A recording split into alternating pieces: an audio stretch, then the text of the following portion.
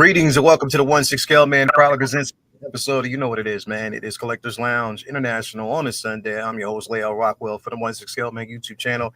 Do me a favor, hit that like button, subscribe to the channel, hit that bell notification so you're always up to date as to what's going on over here on the channel. So we got some things that we're going to talk about. Believe it or not, last week I thought was going to be a slow week, but we did get some four interesting things that happened. And we got some more conversations that we need to, a conversation that we're going to definitely have today within the collecting platform that we kind of have behind the scenes. But I want to have that and how it also correlates to the cinematic experience. It's a lot going on right now, man. So we're going to definitely talk about that. But before I dip in, got to say what's up to this incredible panel, man, of individuals that we have here with us. Starting off with Manny. Manny, how are you today? How's it going? I'm very well, thank you. Just fresh back from a dog walk and a computer update. So I didn't think I'd make it, but that's all good. Cup of tea in hand. Life is good. I'm going to meet Katie Sackhoff in November. Life is really good. And yeah, it's ace being here. This is like relax time. And yeah, thank you for having me. Thank you for being here as always, man. X, what's going on with you, man? How are you doing today, bro? Living the dream. What can I say? Just coming off of that high of watching Weapons. I thoroughly enjoyed Weapons. Going today. And I keep thinking about it. I want to go back and see it again. So if you haven't seen Weapons, don't go on the internet and look at any videos spoiling it. Go in, just go in and see it. It's such a good time. You know what? Here's my boy Vinny. He went and saw it on Thursday. And because he has Horathon, and his Horathon pulls are based on like a lot of foreign films or just different films that he sees, right? He was like, don't go see it yet. To see it out here. I'm like, what do you think? What you think this is? I'm going to see that movie. I'm not waiting until October. I'm not doing that. I'm not waiting until I got to see it now. So this is the one that I'm going to go see. I just won't talk about it, but I'm just going to go see it. So yeah. Oh, no, you got to see it on the big screen. You got to see this on the biggest screen you can find. Nice, loud, with an audience, a good audience. Is it super scary? Because the family won't come if it's super scary. It's not. I would say it's got the creep factor. It's the creepy, eerie, like something's wrong, and you know something's wrong. It's not so much jump scares. It doesn't rely on jump scares. Instead, it's like a creepy atmosphere, a sense of dread, and the movie kind of has. I mean, you think about who's in this movie. You got Josh Brolin. You've got the Silver Surfer. What's her name? She's brilliant. Is it what is her name? Jennifer Gardner. Jennifer Gardner. Yeah, Gardner. Yeah. And then you've got Aaron Eckhart. The guy who played Alden Ehrenreich. Aaron, there we go. Aaron, yeah. And you got who else do we have in this? And then you got the guy who played Wong. I don't know actor names. Benedict Wong. Yeah. There we go. The guy who played Wong. And they all did such a great job. I love the story structure of it, and from start to finish, it was just a very satisfying film experience. So coming off of that, and then next week, of course, we have the first 2 episodes of Alien Earth to look forward to on the 12th. And so there's just so much goodness that's coming our way. Let's go. I'm excited, super excited. But thank you so much for having me on this fine Sunday with all you folks. And special shout out to Renz, the MVP of 1/6 Scale, for gracing my screen with that incredible Joker that I'm sure we will talk about here in just a moment. Renz, thinking about you. Hope you're out there having a good time. Definitely. And let's get to it. Definitely, bro. Definitely, man. Rob, what's going on with you, man? How you doing, man? Pretty good. Thank you for having me. I can't wait to see Weapons. That's like high on my list. A friend of mine saw it on Friday and said he loved it. His exact words were, good horror, great story. Yeah. So I like the sound of that. Yeah, so, I'm definitely going today. Yeah, and we're going to see Fantastic Four on Tuesday finally, so that's good. I got some IMAX tickets. We're going to go and see a gigantic Galactus marching across the screen. I can't wait. Yeah. But yeah, just and my Kit Fisto arrives tomorrow. Word. I'm very happy about that. Word. But Definitely, yeah, thanks man. again for having me. Thank you for being here as We always. have a couple of people hanging around in the back too. Yeah, no, I'm about to bring them in here. Just trying to get everybody Shady. here. What's going on? We got Calvin in the building, man. Yeah, I'm trying to. I know y'all flex on Fridays, but I flex all week long. I'm just trying to step in real quick. Let me just give me a moment. Oh. Just give me a moment real quick. Oh, that's right. You in Chicago. Your boy is internationally known. Y'all know me. Nice, bro. So you're at the stadium right now, right? He's known to rock the microphone too. Yeah, bro. Yeah, that's dope. Awesome. That's super dope, bro. Where we at? Hold on. I get the sound on. That is super dope, bro. Word. I'm good. Yo! Hey. What's up with you, bro? Brad in the building. What's going on, man? Hold up. Hold up. Who we looking at right now? I see. We got who else is in there with us right now? Who's Come on now. I'm at the YouTube gods right now. Yo, what 500,000 subscribers between the two right here? Come on now. Yeah. See, that's what's up. We're out here doing it big. Now we off to Ray Shop. So I'll hit y'all back in about 40 minutes. All right, no doubt, man. Take it easy. See y'all later, brother. All right, and in the back we have Costa. What's going on with you, Costa? Hello. Yeah, get rid of that. Can you hear me? What's going on with you, bro? Yes, we can. Do I sound delicious? Hey. You both sound and look quite delicious. Yes. Yes. Thank you. Like a good thank you. I try. I'm trying to get back into my own here. You know what I'm saying? I'm trying to, the funk is being shed off of me, and my new me is coming out. So yeah. Sweet. You ready, guys? I'm only here for 30 minutes, so take it all in. Bro, enjoy every minute of it. And let's get this party started. He's over here soaking it up. Yep. Wait, this isn't Sunday Central suggestion. Stream the SSS. It feels like it can be, bro. Yeah. We're talking about figures on this. Oh shit! I got my streams mixed up, guys. I crossed them. I crossed my streams. That's okay. But anyway. Hi, Mom. How are you, bro? Your mic sounds like album audio feedback, like intentional feedback. Oh no, am I getting feedback? What? No, it's just it sounds. Am I too close? Like a bit overdriven. Yeah, like hold on. Yeah. You know what? You're right. Let me pull that back. Let me pull there. How about now? Yes. Oh yes. There you go. Sounds better. Yeah. I didn't have time for my normal 35-minute sound check before all my streams. I like to make sure my voice is good on these. So now sounds better. I'm working, and sometimes you just don't have that time. It goes with my hour-and-a-half routine of getting this together in the morning. You're looking very skinny, Costa. Yeah. Thank you. Very skinny. I've been working on it. Sexy boy. Let's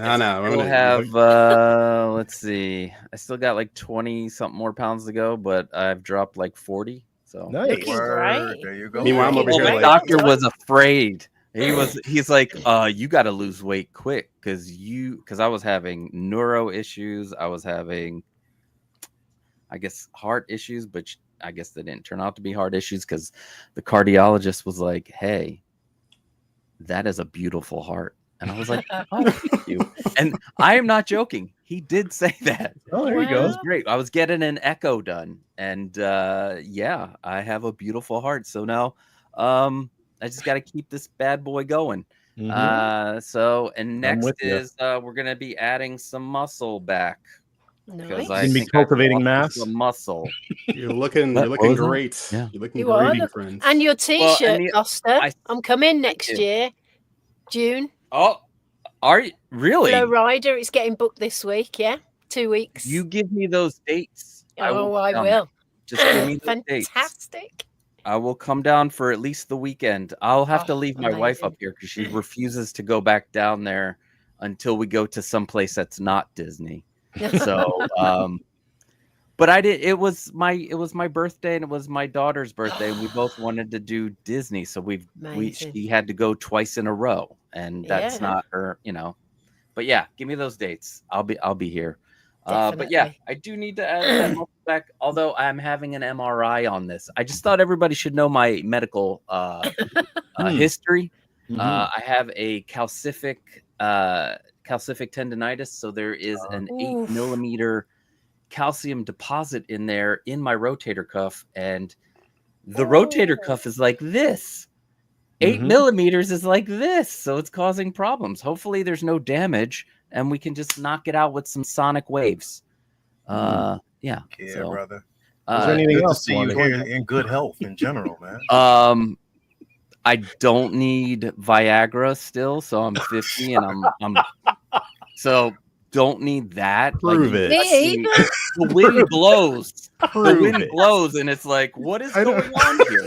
Why is this happening? I'm not a teenager anymore. Jeez. Out of nowhere, all I heard was "prove it." That's funny. I don't want to get Lael demonetized here, or I'm trying to get him have this monetized. taken down. That's right, people. Oh my god, man! Thank you for being here, brother. As always, man. Thank you guys. We're gonna make some money. We're gonna make some money. It's only on my OnlyFans, guys. Go to my OnlyFans. It's thank you guys for being here. It's not. It's be called. a great It's show. not only feet. I promise. And that's my OnlyFans. So make sure you go to OnlyFans. It's not only feet. I promise. And there you have it. Prop Wiz could have saved us from all this. Prop Wiz, but Prop ain't here. Yeah. That's the problem. Man. Anyway, before we get into today's discussion, gotta say what's up to the places, of course, where we get these pieces or these figures from. Each, or at least some of us do, because they do supply us with the best. Got to give a shout out to my man Ray over there at Underground Figures. Now, Ray will always hit me up and say, make sure that you refresh the screen so everybody knows what it is that's here. So, of course, you can pre-order some of your favorites if you haven't already. No NRD shipping and handling is definitely reasonable. Sign up for that newsletter so you're always up to date as to when your figure is going to be arriving or new figures being released. On top of that, create yourself an account because you never know when it might be free shipping or a discount code on the figure of choice. Hit him up, my man Ray over there at Underground Figures, making the dreams come true for a lot of people, as he always should. Definitely want to give a shout out to Taylor to Ray's, my man Ray over there at Hawk Wars Toys. That's Hawk Wars Ray. Again, if you were looking for the latest and greatest, he got it. Again, making sure that the shipping and handling is reasonable. Give you a nice little care package. You get comic book stickers. You get that figure, the works. Proud sponsor of everything that we got going on over there at the Figure Fix Friday Facebook group. So definitely hit him up and he'll take care of you as he always does. Also, we got to give a shout out to my man Jacob over there at Comic Relief Comic Collectibles. It's not just about the figures. It's also about the physical media. You're talking about comic books. You want the source material behind what you're collecting, hit him up. And he'll definitely take care of you as he always does. Also, got to give a shout out to my man Brian Wong over there at Monotype Case, Monotype Space. Again, you are looking at some of the display options that you can get. I have the mono, or you can actually get display option of your choice. All you have to do is go up, look at collections. You see Monotype Case, you click on that, and you have a list of different things that you can get from here. Now, I'm going to give you a different alternative option as well. Because again, there's always alternatives to modular cases. We'll be talking about that just a few moments. Also, got to give a shout out to our girl Tina Cruz over there, El Diluvio, again, making the dream come true when it comes to making sure that your figure experience is always extended. And on top of that, so she gives you some of the most realistic interpretations of figures as soon as I'm able to pull it up. For some reason, my computer is going insane here. Give me a second here. It's has a mind of its own sometimes. Give me a minute here because I always want to give her props. As always, hold on here, hold on here, hold on here. Yeah, here we go. El Diluvio. There she is, El Diluvio. Again, if you are looking to give you more realistic interpretations of the figures that you collected, here's where you got to head on over there. Get yourself on that list, and I guarantee you she will make your dreams come true. Like she is about to make one person's dream come true here pretty soon. So definitely wanted to put that out there as always. And this is how my brain works, just like this, and this, and then fit a little bit of figure talking, and then this. Exactly. I love where this stream is headed. I really do. Oh my days! I don't think I can look anymore. It's just making me weak. Listen. As I told you earlier, if you want alternatives to your collecting space when it comes to creating incredible cases, head on over here. This is the channel that you want to do. This is my man, Pop Culture Living Room Costa himself.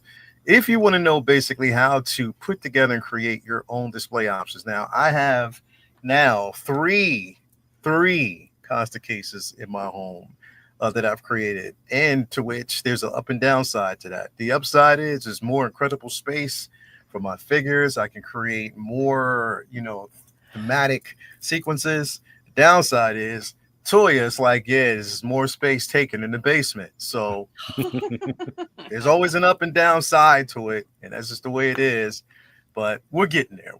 But yes, definitely head on over here, man, especially if, in fact, you want to know how to create yourself your very own, which is now being coined Costa cases. It's not just garage shelf, it's been called Costa cases. So. I'm actually in the middle of building a monotype case from scratch. Ooh. And it is already going to be this is the aluminum. I need to get the wood and stuff. And I was going to say, can you buy aluminium where you are anymore, or is it just aluminum you can get? No, here we get no. Do you get aluminium? Aluminium over aluminum, because aluminium is more, how do we say, dignified. And at Pop Culture Living Room, we are very dignified in our building of our cases. I can tell by the regal red. Prime A1 aluminium. Very good. That's how we Very do it. posh. That's ace. Posh, ace. proper Queen's English only. Good man. Governor. Hey, no.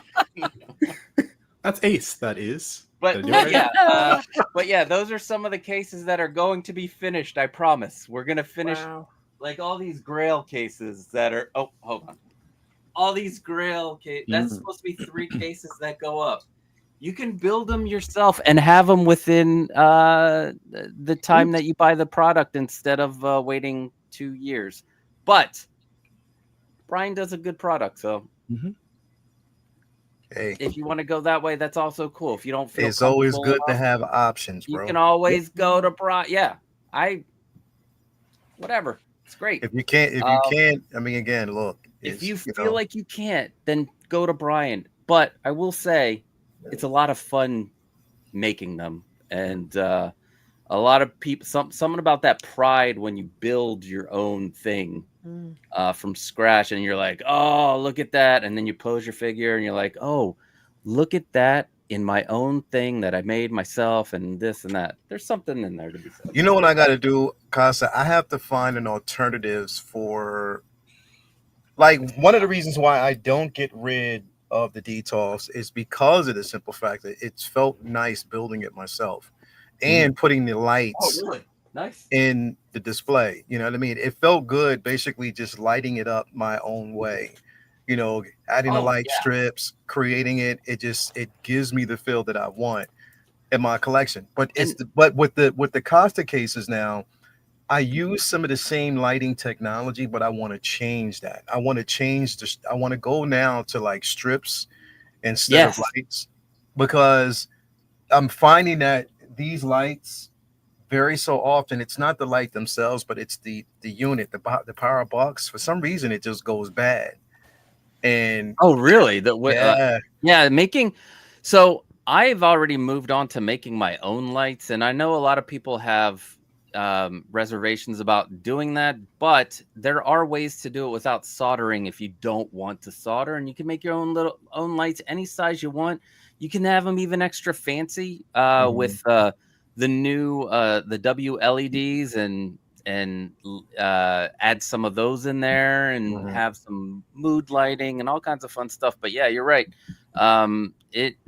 It's all about what makes you happy when building this. Like any of my videos, they're just a starting place. And then people go out and they discover things that they want to go into their case, or they find some kind of new thing and they want to try to incorporate that. And that's amazing. I love that because there's a lot of free sharing of those ideas, especially in my Discord. I'm going to plug my Discord, but we have a lot of great people in there and some stuff that I wouldn't have even thought of. I'm like, holy crap. This looks cool. You guys did they do an amazing job. So yeah, the DIY way, you can customize it, do it whatever way, how you want it to look. Then you can always go with like the Monotype Case way, where it comes in that one way, and if that's the look you're looking for, then that's awesome too. So yeah, there's so many different options. You can go to IKEA and buy a single little case if you really want to.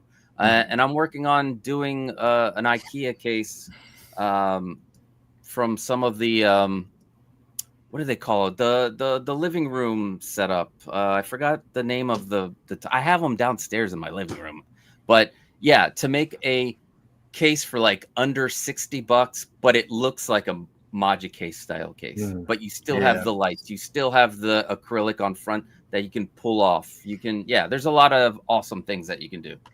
Yeah, awesome stuff. But anyway, I could talk about this for hours. That's why you got to come to my show on Saturdays at 3:00. Yeah, definitely, man. Thanks for that, bro. As always, that's why we want to give alternatives. I appreciate it. As always, let me say what up to the chat, man. We got Palal in the building. Thank you for being here. Palal, some of the photos that you put up for Figure Flex Friday were absolutely fantastic, bro. I got to say that right off the bat. Some of the stuff I saw was, Jesus Christ, incredible. Justin McFly's in here. Figure Crafts is here with me. We got one other person in the back. I got to bring him in here. We got Wingman 42 is in here. Basically, thank you for being here. Jay Hunter is actually out there. Thank you for being here as always. Uncle Moose is in the building, man. What's going on with you, brother? As always, so good to have you here. Chris, he's okay, man. He keeps Hi, Dad.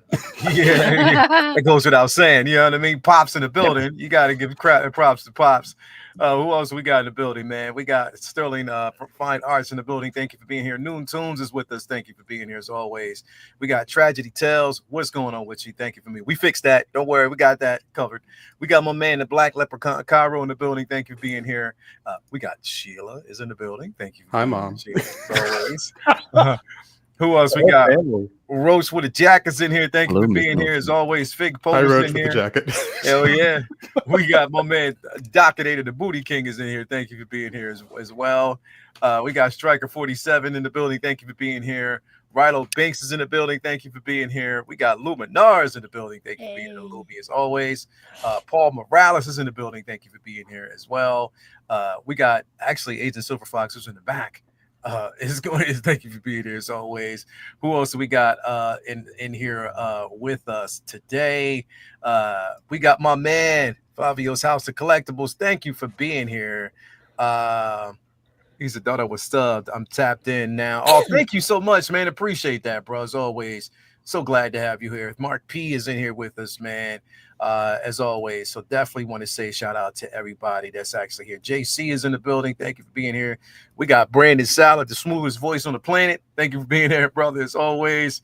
Yeah, man. So we got some things to talk about before we actually dive in. We got Agent Silver Fox in the building. What's going on with you, brother? How you doing, man? Very good. Very you hear me okay? Yeah. Look at that stylish motherfucker. Looking sharp as always. You see that? Look at old extra sharp. We see that. Oh, the camera's moving. Okay, we see Oh, that. Oh, so did now you get a Insta 360? No, it's just a Okay. module that tracks greatness. Yo, that's No, insane. it's his wife standing there with holding the camera. it's actually Tom Holland. He's here. I picked him up in Oh, Glasgow okay. today. So Cool. no, it's the DJI Osmo 7P. So I had an issue with the other webcam, and I thought I'll use my phone and do this, and then it's got a tracking module, so it's actually quite cool. So I can do a catwalk run up and down the room. Word, man. Definitely. It's not only Latoya T that does the catwalk stuff, you know. Oh yeah, yeah. She's been doing it. She's been doing it all last weeks. Now, if anybody, here's the crazy part: if you go to HSN, like, so if you go to HSN's main page, if you scroll down, you'll see her. She's now on the editorial pages. Like, she's been doing like a lot of their products and stuff like that. So you can actually find it now. If you go to HSN, she's there. It was crazy because we were walking the boardwalk last night on the beach, and she happened to look. I was like, what would it be like if you actually saw yourself on a billboard or something like that? And we just had the conversation. Then she checked the site, and boom, it was right there. I was like, damn, okay, spoken into existence. There you So go. definitely got to give her a shout out. But man, definitely, bro, thank you for being here, man. We got some things that we want to talk about today. I want to get past the figures first because I want to talk about something really. As a matter of fact, no, because I know Costa has to go here. He's only here for like a half hour, right? So I want to talk about this because we kind of had this discussion behind the scenes, and I want to kind of get your take on it because there's been a lot happening now in the collecting atmosphere. There's been, a lot of that we're seeing. There's a lot, honestly, I can honestly say that I refuse to see. Like, I'm not tapped in on groups like that. And I don't look at other groups, put it that way. I don't do it because I'm afraid of the discourse. I'm afraid of the conversations. I don't want to see the negativity. I want to enjoy the space that I'm in. It's not that I'm tuning these things out, but I just want to enjoy my collection for what it is, my fulfillment. But I'm not being naive and completely oblivious from what's going on in the world of collecting. And I have this question because it was an interesting one that we brought up behind the scenes, that can also be correlated. And Ian, one of the reasons why I think even Marvel has been so open, because even Tom Holland just dropped the video today or last night about his own production on the scene and stuff like that. This is why they're doing this, because of what's happening in the state of Marvel at the moment. But my question is, when it comes to collecting, and I'm just speaking in terms of collecting right now, are we fatigued? Literally. Yeah. Are we fatigued when it comes to like this space? Are we fatigued? Is this what we're experiencing? Are we fatigued, or is it just the conversations that are happening around us that's causing us to feel that way? This is what I want to know, because it's a twofold thing, because it can be, and this is why I say I stay away from groups, because I don't want to get caught up in it. Like, I know I have a lot of shit, literally. I know I do, but I know what I need to do with it and how I need to maneuver around it. But just because I have all this shit, I'm not going to allow it to take away from my enjoyment and what I feel about what I have in my collection. You understand? So that's why I kind of wanted to pose this question, because I know a lot of people are feeling it. I know there's a lot of people out there that are experiencing. Hell, we see some of the friends and some of the people that we know that are really getting rid of their shit. Like, literally getting rid of their collection. They're disposing of, like, they're selling off their stuff. And this is why I'm having this question, is I'm like, I wanted to pose this question because is it one of those things? Costa, I want to start with you first, just to know you've been feeling it lately. So what I've been going through isn't necessarily because of collecting. But I mean, there's a lot of factors. There's a lot of home factors. There's that I've been in this like depression for before my birthday. And part of it is because I turned 50 and my brain starts thinking I have maybe a good 25 years if I actually, make it to that far. I get very introspective with shit like that, and I let it get to me, and that brings me down. That's part of it. And then yes, it's the fatigue for me at the moment is coming from the overwhelming amount of stuff from multiple places. And this is not just happening in 1/6. You can see it in the 1/12 and the one, and the 3 3/4. It's happening in all over, with, I think, with the toys, and not just with this. I mean, you can see wow, I got to turn this way. I'm not enjoying a good portion of my collection because it's right there and behind it in that closet. But I had to clean up this room. This room was a mess. I let it go to hell because I didn't want to do anything. And I didn't follow what I normally do when I cope with stuff like this, when I cope with the depression and the fatigue and feeling overwhelmed. And I normally start building stuff. And I didn't. My 3D printer was pushed to the side. I had piles and piles of trash and boxes and old prints and just stuff all over my room. That also, on top of that, also affected how I was feeling, because when you have a space that's just like a mess, cluttered, yeah, bro. Yeah, as an artist, there's something about that at least for me, it kind of puts a halt on doing the creative stuff. And the creative stuff is what gets me out of my funk. And it took me up until like a week and a half ago, I think, is when I started to go, what the hell am I doing? I need to just suck it up and clean this room. And my wife is like, you need to build something, or you need to, work on a project. And because at one point I was like, screw YouTube, screw, collecting, screw this, but that's not the thing. It's not the main thing that was making me feel the way I was feeling. And I wasn't doing what I normally do and what I've learned over 15 years of therapy, which, by the way, you can get out of therapy, because my therapist was like, you're done. There's nothing else for you to talk about. I was shocked. But she's like, yeah, there's nothing more. Will you come here? You're doing it now once a month, and you talk about the same stuff, and it's usually all good stuff. And and my life, I've got an amazing family. I've got an amazing thing. I would never sell my collection, even if I was feeling that way. I'm not sure I'm not going to speak for the other people. I'm not sure what's, maybe they're, I don't know what's going on with them, and they want to just like get out, and that's if that's what's going to make you feel better, then do it. Don't keep yourself in this like low point of life, because there's more to live for. There's more to and that's what I did. I started doing small little projects a week and a half ago. I cleaned up this place.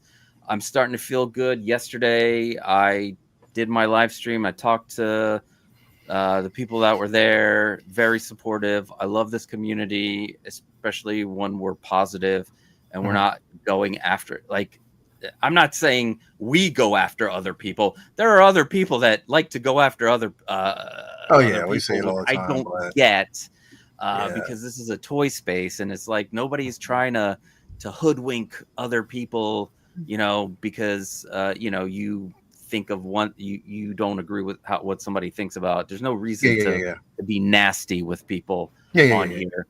This is supposed to be our getaway from the normal humdrum of life, and it's time. It was time for me to get that back. We're going to clean up this room. We're going to fix all these cases. We're going to empty all of these boxes.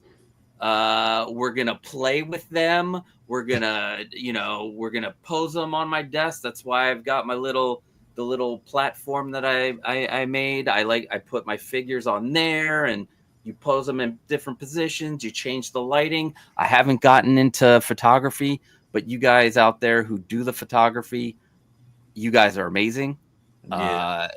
And keep it up. And just what I'm trying to do is, with all these announcements, I'm just like, you know what? Let's just chill. We don't need to pre-order stuff. We don't need to pre-order stuff right away. See how you feel after a week. It'll still be there. Guess what? It'll still be there when it's released. There's going to be a way to get it. It might be a smidge more. But yeah, maybe you're getting into all the hype, and then you order it, and then you got like 1,000 pre-orders, and then most of them you don't really want, but you're stuck. Just sit back on it. Just chill. Just see how you feel after a week. Maybe you really didn't want it, right? And that's what I've been doing. All these new things, unless it's Star Wars original trilogy, that's where I draw the line. Yep. Okay, guys. Yeah. But No, yeah, I've taken up a lot of the time, and but yeah, that's how I feel. I hope people can relate out there, and if you are in the same place, you are not alone. Yeah, there are a lot of us feeling that way. This way, and it's not just collecting; it's a combination of everything. It's a combination of collecting and life in general, bro. This is the way it is. So and yeah, sometimes like I have 2 kids now that are going away to college, and 3 of the 4 are now going to be out of the house, which is, that plays a little bit on it. It's just it's tough. Don't let the amount of figures being released. Try not to let it get all up in your, because that's where I think the fatigue is coming from. There's a ton of stuff, and what people are worried about is being able to get it before it goes waitlisted or something like that. You gotta I gotta make sure, I gotta get this. Everybody's talking about it, everybody has it, everybody this. Try not to try not to fall for the hype in general, man. Yeah. But yeah, I do think that there's legitimate fatigue throughout the whole collecting community. Yeah. For those who have left and are selling off their collections, man, I feel for you guys. If anybody out there wants to talk, you know where I'm at. Yeah. Also, Press X is a therapist. Go to him. Maybe when are we going to do a collector therapy? We need to do that, because I think we just did one, my friend. I think we just did one. Yeah, definitely, man. But anyway, definitely, thank you, bro. That's very important info that people need to learn. That's it. Man, I wish I could stay on. But yeah, man, I love you guys out there. I love this panel. Ian, you're going to take me to a game when I come out there, because I fucking love football. I love it. And we're talking about the real football, guys, not this American stuff. The real football. But Costa, my football team just now are awful. So, well. Well, it doesn't matter. You got to go out there and cheer them on, right? Even if they are awful. We'll drink some pints and get crazy. We'll become hooligans. Costa, you would love my football team, because see the stadium, we've got this thing that's called the bouncy. Everybody bounces in the stadium, and this is one of the most iconic stadiums in the world, and you can feel it moving. That sounds amazing. It's special. That's it. What scared the shit out of me. No. Yeah, that sounds terrifying. I was going to say, that sounds terrifying. Scared the shit out of me, bro. I ain't gonna front. I've seen too many Final Destination movies. I can't know. No, I got to make sure I'm out there during the season, because I know they don't. They don't normally play year round, do they? Depends on the tournament, because I know that like UEFA and they like to do like these little, like the Champions League, the Euro Cup League, because I get all of those here because I have to because my dad, when they come back from Greece, it's football all day, especially Olympiacos in Greece. I got to make sure that they're on there. But well, anyway, you'll be glad that. See, it's funny. So sorry, folks. In terms of football, my football team started the Champions League before we started our domestic league. Oh. And Costa, we dumped out Panathinaikos. I know. That's good. We don't like them. They're a rival team in Greece. They co-opted I want to say the shamrock, but it's a 3-leaf clover. I don't know why they use it. They thought that I think my wife, who's part Irish, we would see the graffiti of the logos, which is the 3-leaf clover, and she's like, "Oh, Greece has an Irish team? Like, why is there a club?" And we learned that they just like the look of it, and they just that's why they're green and with a clover. But screw them. Costa, anyway, I might be able to educate you on this. You might know this. I don't know. But my football team is one of the 8 football teams in the Champions League that has the star on the football to represent the original Champions League. Oh, I did not know that was a thing. I'll have to look that up. And that's great. That year, we played Marseille to get to the final, which AC Milan won. But Bernard Tapie, who was the president of Marseille, he was found guilty of corrupting all the officials. You should watch this game back. It was disgraceful. We would have been in the final and we would have won. Anyway. Not bad for a country only 5 million. Well, this is Collectors Lounge International. We're international. That has nothing to do with what we're talking about right now, but I get it.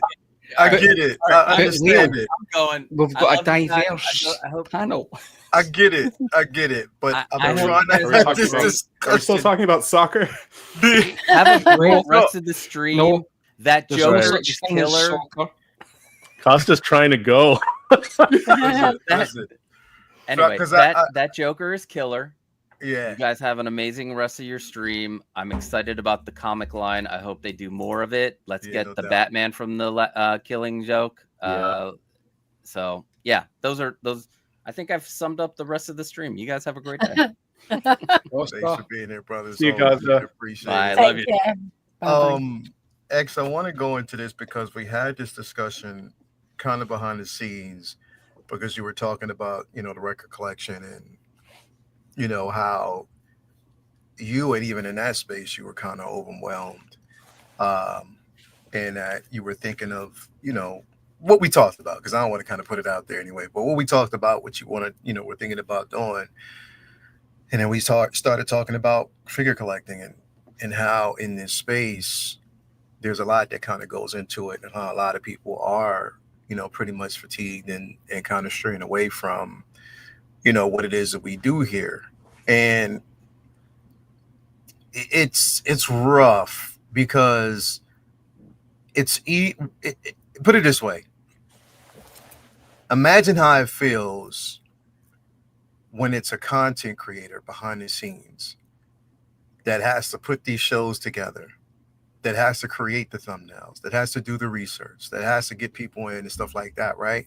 Imagine how, with that load, and then when you see these things happening, you hear about these things that are actually happening, it's rough. Like it's a rough patch because a lot of that could kind of like taint your whole experience when it comes to like collecting it. Like, and it could, it really, really could. So you just have to kind of find a medium there.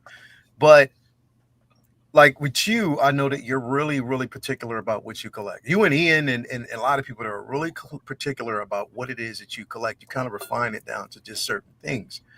You don't get all this, whatever, everything else. And I'm kind of learning that now, which I've kind of had to make some conscious decisions on where I'm going, with the collecting, because when we think about it, I think if we think about it, Star Wars is the only IP where the focus almost has to be on the head sculpt. It has to be on the characters, because this is what we've seen on the silver screen.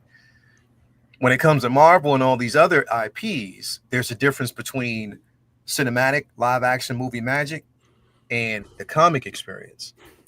So you can kind of separate the two, where you just go for a more comic accurate look and say, well, I don't need to pay extra for a head sculpt that the character is going to probably end up changing down the line. But we're seeing an overabundance of either 2.0s, you know what I mean? We're starting to see all this stuff recycle back. Do you think a lot of that kind of plays into this? And I want to give you this question, because then I'm going to go to Ian after this, because I want to talk about just the oversaturation of week by week, how much we get. But what do you think about, where we are right now and what could be causing it outside of even what you heard from Costa? What is your perspective on it? Oh, absolutely. I mean, there is such a thing, as I've said it before, there is such a thing as too much of a good thing. And it's wonderful to be in the space and to appreciate everything that's coming our way. There are many things that we're about to talk about that I absolutely, appreciate. However, if you decide, is a collection ever really complete? Is one question, especially for collecting this kind of stuff. Is it ever complete? And imagine if you paused and stopped. Could you do that and feel content with what you had? Could you do it and go, I'm done, knowing full well that there's more coming, and you see it? Maybe even if you're not tuned into it, you see that there's more being released, that figure, that there's that hole in your collection. But if you just stopped right now with collecting and had other priorities, would you feel content with just this and nothing else being added to it? Or would it irk you? Would it bother you that it actually feels incomplete? And would you then be triggered to let it all go? Because you couldn't look at it knowing that, well, it's paused. And unless it continues, it's like flying down the street at 80 miles an hour. If you stop the car long enough, well, then you're no longer getting that rush. You're no longer getting the excitement. If you paused collecting, are you still a part of the community? Can you still appreciate the figures even though you're not buying them? Can you still be engaged in all of this stuff? Knowing full well that right now we're also in a space where all of these companies, for whatever reason, whether it's 1/6 scale, 1/12 scale, quarter scale, they have honed in on a certain set of IPs, and they're just going hell for leather. They're like, you want a Ghostbuster? You want an Ecto one? What scale do you want it in? Do you want proton packs? Well, here's another proton pack in case you missed out on the first one. You want more Ghostbusters? Well, guess what? Here's a 2.0 of those Ghostbusters. Oh, we also hear that you like Star Wars. Well, here's Star Wars. You like the Clone Wars? Here's Clone Wars. Something for everyone, but a lot of things for people who it's like something for everyone, and then some more for everyone, and then some more for everyone. And it's a lot. It is a lot to take on. It's a lot to, as Costa was saying, to feel like you have to, well, if you don't pre-order it now, it's just going to slip through your fingers. It's going to disappear into the ether. We know that's not true. There are figures that I've thought about picking up that I'm like, oh my God, right after you get out of a movie, Superman, oh my God, I need that Superman. Well, guess what? I haven't done yet. I haven't pre-ordered that Superman yet. And guess what? I may not do until it actually comes out. I may not get that Superman until it actually releases, because the Superman that I really, really want is that 2.0 Christopher Reeve, whether it be in art or whether it be, Hot Toys. I really want the Christopher Reeve in my collection. So it's easy to get caught up. It's easy to get caught up in the hype, but then it's also easy to have boxes stack up in the corner that haven't been opened. And then all of a sudden you're looking around like, what am I doing? What am I doing? The money's going out. The figures are coming in. Do you have the time to appreciate them? Or is it now just you're on autopilot? Is it more of a habit than a hobby? This is true. That's a good point. That's just true. That is perfect. That's the perfect way to put it. Ian, you've done something within the last 2 years or last few years where you've said, okay, if it's not connected to OT, I'm not really attached to it. If there are just certain Marvel figures that you'll get, but your collection's refined down to just the things that really speak volumes to you, so you're really, really, really high in particular too. Because I think you don't collect, if I'm right, you don't collect anything from Clone Wars, or if I'm right, Ahsoka, right? No, I've got Ahsoka. So, But you've got Ahsoka. oh yeah. So yeah, I've got Ahsoka. I've got Thrawn, Hera, Chopper, Mhm. Captain Enoch. So I pivoted. This is the thing, right? So I've been collecting 1/6 scale for quite a while, and I know myself that I say one thing, the landscape changes the next year, and I've changed position. So look, I'm as fickle as any other collector, and yeah, I've been collecting a while. These figures, I've purged figures, or maybe it's called curating. We all kind of, life throws lemons at you. So, Leo, when we first met, I told you the story when I had to purge all my collection at one point, and then to help somebody out, and then I started again.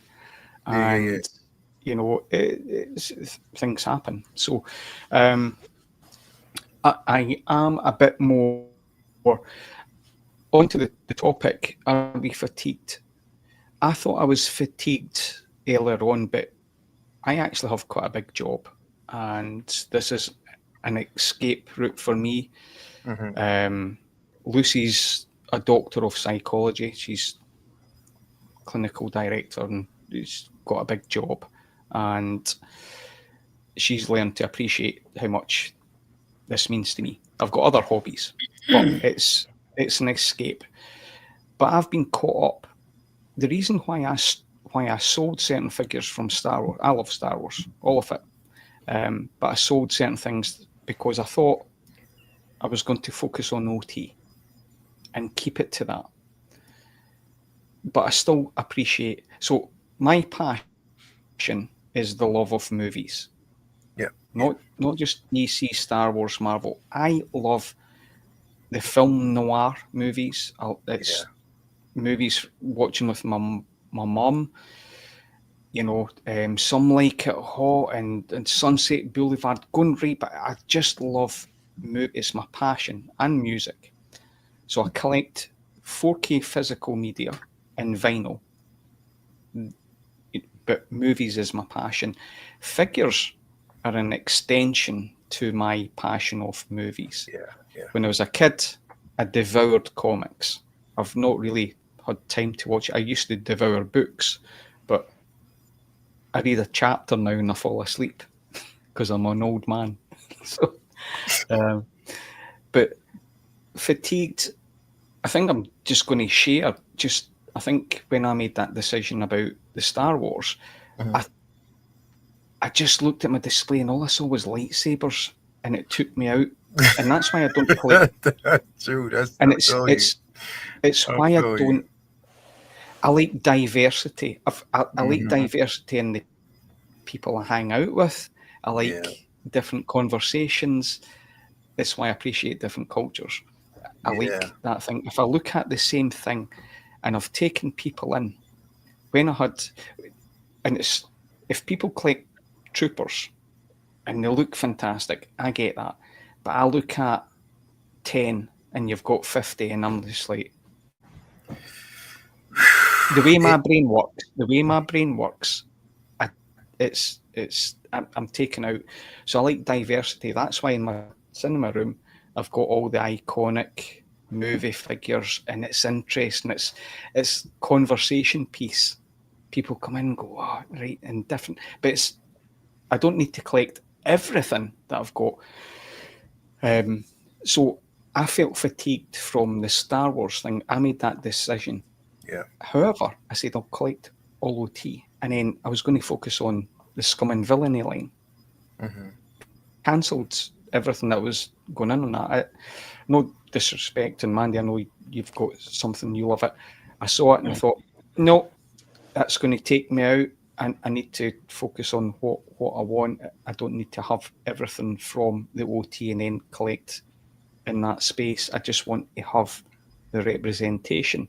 I've actually started to enjoy my collection more because there's, for me, Hot Toys and whoever have started to release the diversity that I want, whether it's Terminator, Predator. I've got the custom Blade Runner 2049 Officer K, stuff like that, James Bond that's came in. That represents me.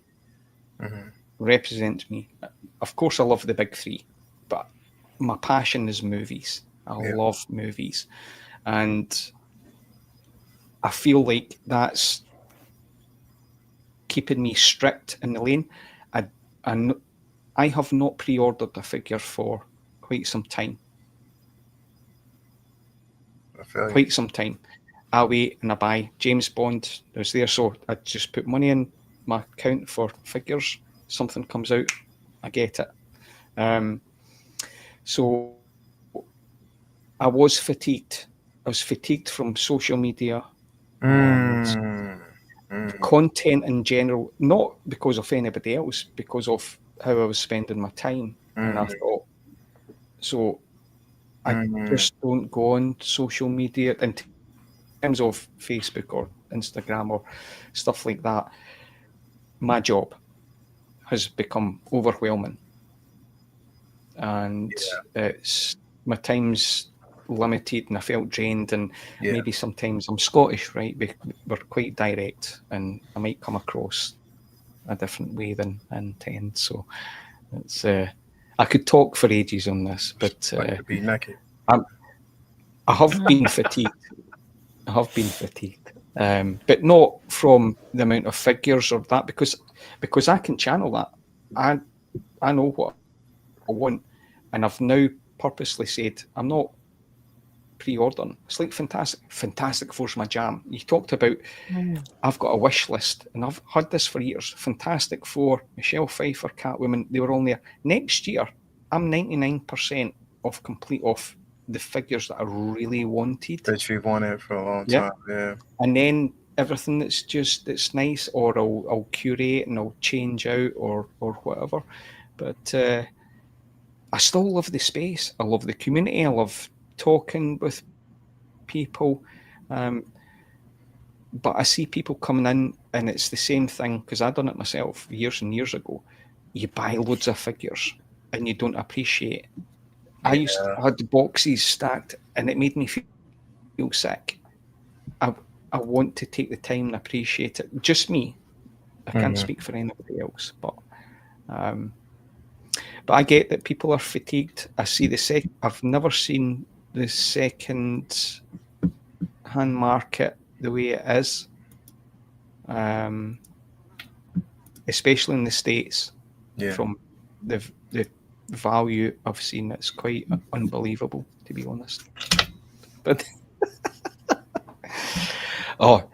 Leo, I put this up here. You know why I put this up here, you bastard? Because every time I watch this fucking movie, bro, now, for some reason, when it gets to this scene, but also when it gets to the scene when he's in the middle of the circle and he's dancing and he's singing, all I can see is your fucking face on this dude, bro. Like, for some reason, it's there. And I'm like, yo, I can't get rid of this fucker, bro, for some reason. I'm there to haunt you till the day you go. That's it. It's oh man, honestly, I love this. I've got the 4K still. See, I'm addicted to 4K movies. Yeah. Because I'm very much like Robert Meyer Burnett. I have a certain feeling, and this was a must to get on Steelbook. I adore this movie so much. This better win something at the Oscars. Oh yeah, it will. God It damn will. It will. It's inevitable, bro. But especially with the amount of money, and now even with last week's Warner Brothers conversation when they were talking about the amount of money that they've earned this year alone, and this was this film, and it was this film, and believe it or not, what is it, Minecraft, were the two movies that helped to not save Warner Brothers, but help restore the cinematic experience for them, to put them back on the map. It was those two films. It was fucking insane. But yeah, this definitely cements his space in the horror genre, and I can't wait for us to see more. So but this image, this funny as fuck. It's because it's true. But I want to, and thank you for that, bro. But I want to, because I want to kind of bring this into the discussion as well here, because this is part of it. It's the 2.0 spectrum. It's the 2.0 realm of where we're. And I want to bring this up here because I want to say this because somebody sent me a message, was like, I understand how you feel about the figure, but you know, when you guys talk about it, sometimes you think about how new collectors or other people who may appreciate the IP would feel hearing you talk about it the way you do, and how it may kind of take away from how they. And I was like, you know what? You are absolutely right. We have to be careful of how we kind of speak about these things, even if we're being honest.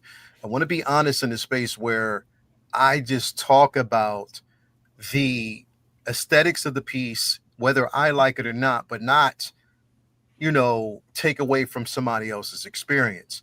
What I see in this may be completely different from what others see from this.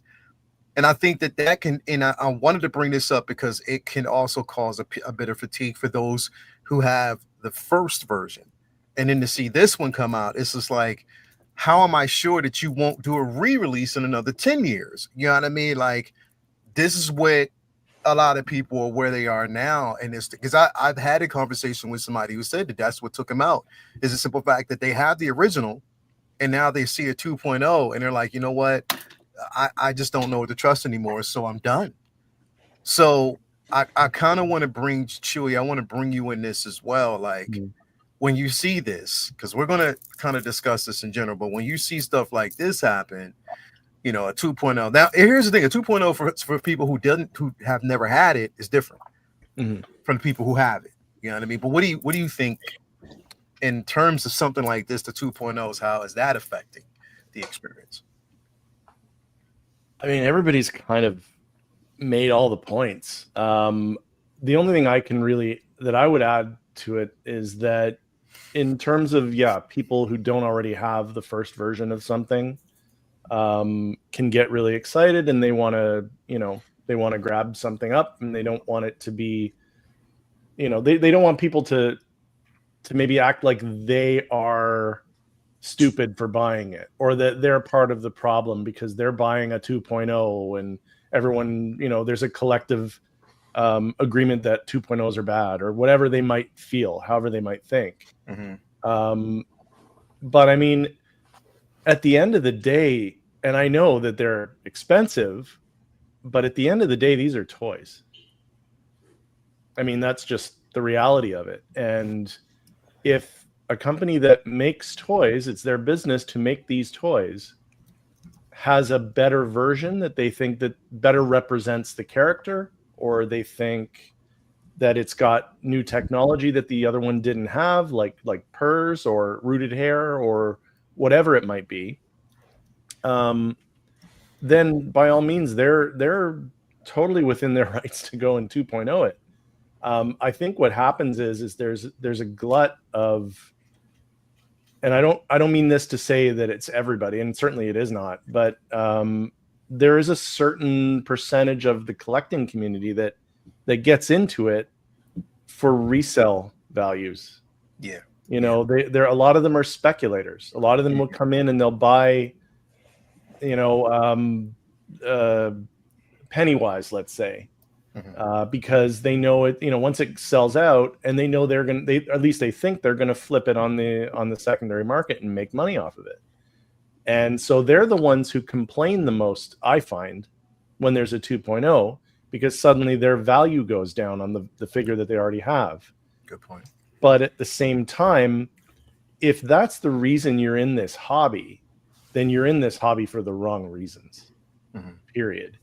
I have sold figures in the past myself, but never because I was looking to make money off of it. It was always because that figure didn't speak to me really anymore, or I felt like it didn't have a place in my collection anymore, or just because I needed to make room and it just wasn't as important to me as I originally thought.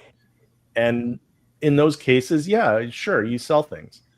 But in terms of the way that I find the community can, or certain aspects of the community can ride you a little bit, based on what you might like or what you don't like. Like, for instance, for me, the Big Chap, I absolutely day one pre-ordered that because I've wanted that one forever, and I never had the other version. Like, this literally will be the only one I've got, and I don't care if they do a 3.0 or a 4.0.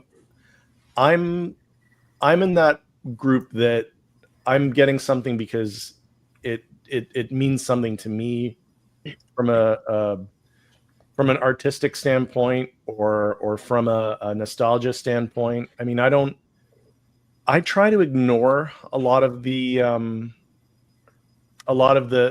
negative stuff in the different groups and chats and things, just because, I mean, if somebody goes online and just completely tears down a figure, like, good for you.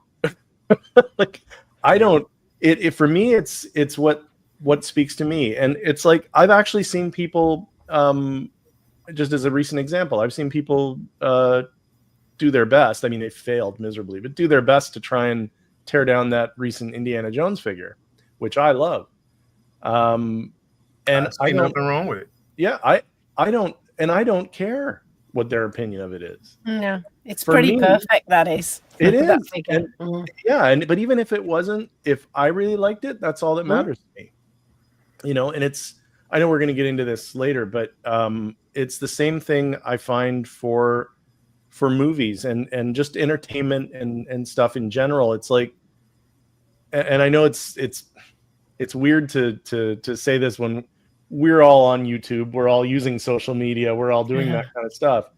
But honestly, social media has kind of really hurt the discourse about entertainment and about movies and figures in this case, just because there was a time when we didn't know what a movie's budget was.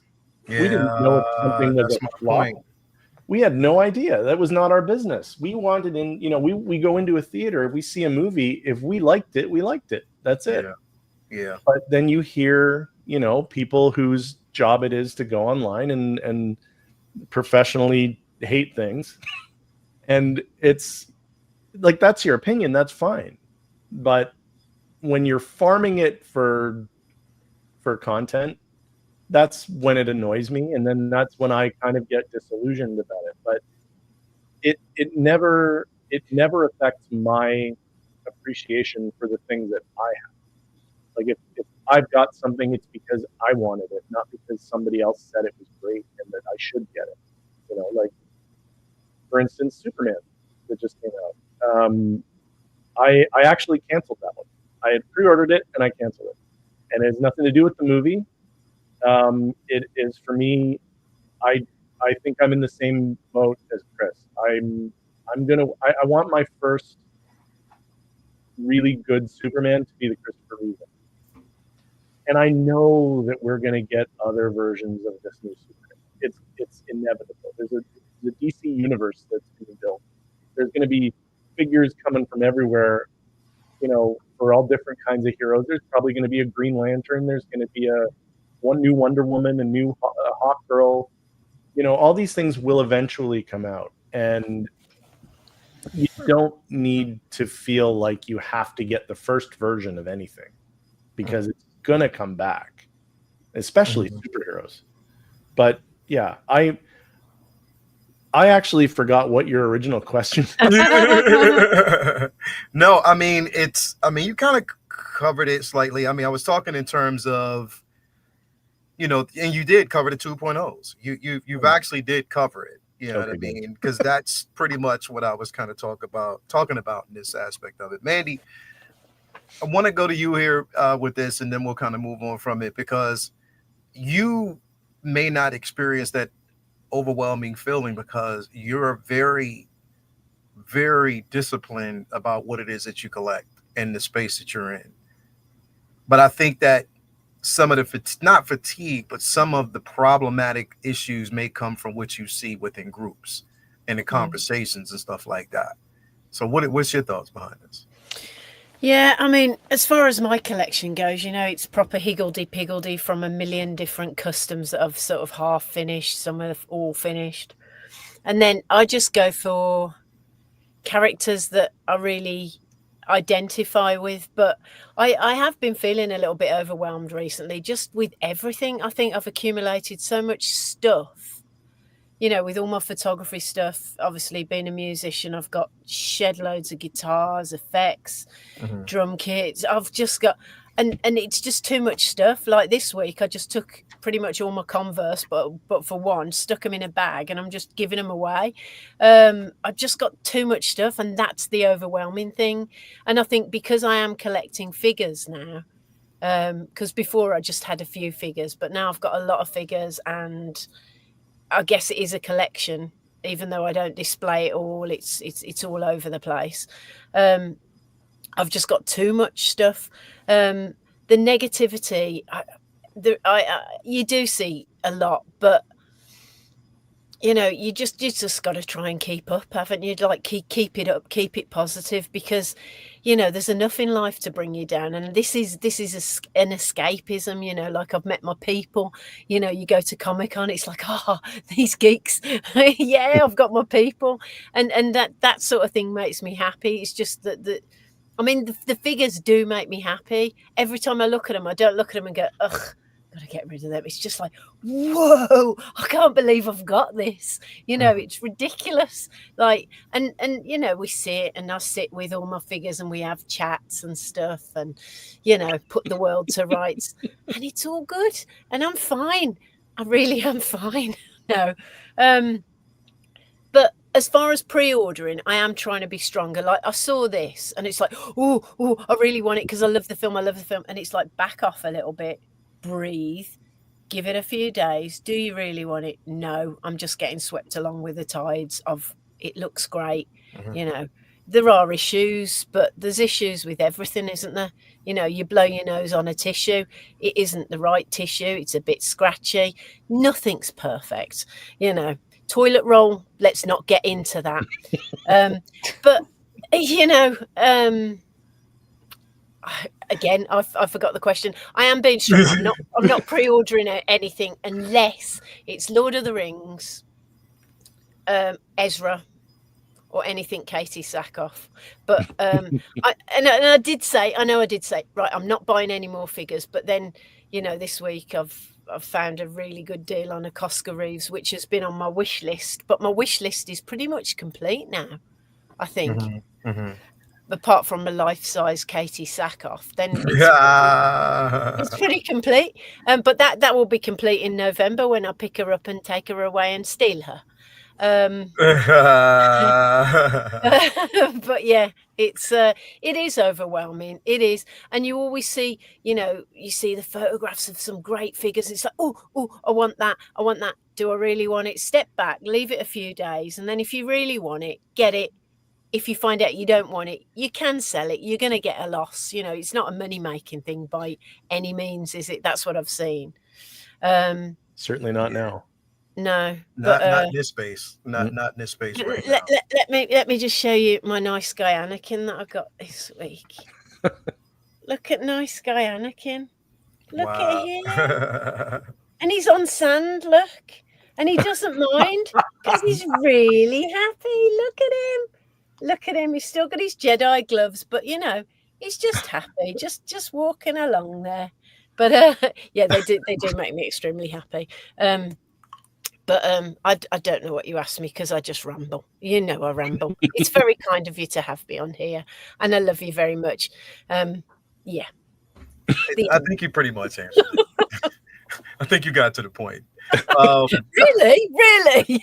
I think you did. I think you did. He's being really nice to us right now, Mandy. Yes. Listen. No, I think all in all, like I said, there were some great points that were made to be having. I think, again, I just don't want the level of fatigue to affect everybody out there in the space where you're looking for answers through other people on how you collect. I guess that's where I'm at. Like, you may watch a video of somebody who's selling off all their shit or saying that they're done.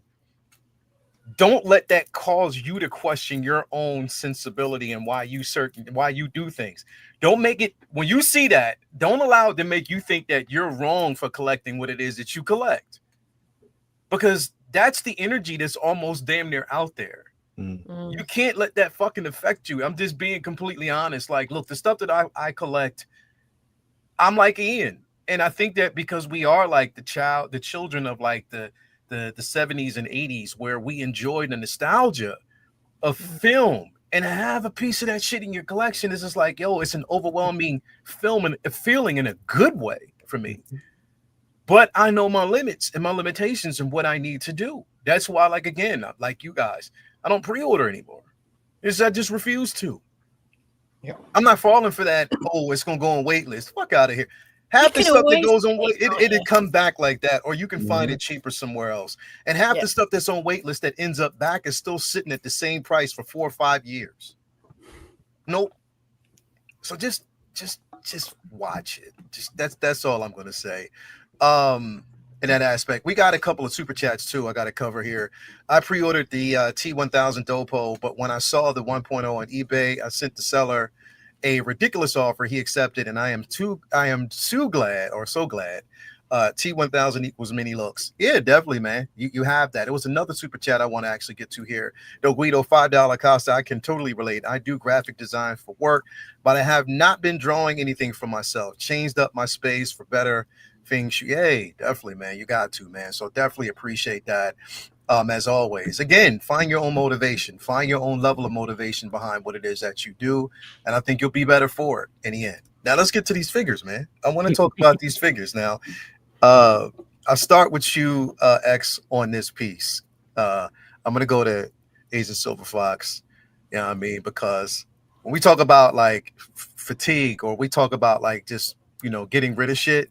Like, I had to go through my email, bro, because for some reason I have like these files. I had to work my files out because I have the exclusive files of what is now known as the Japan incident in my email.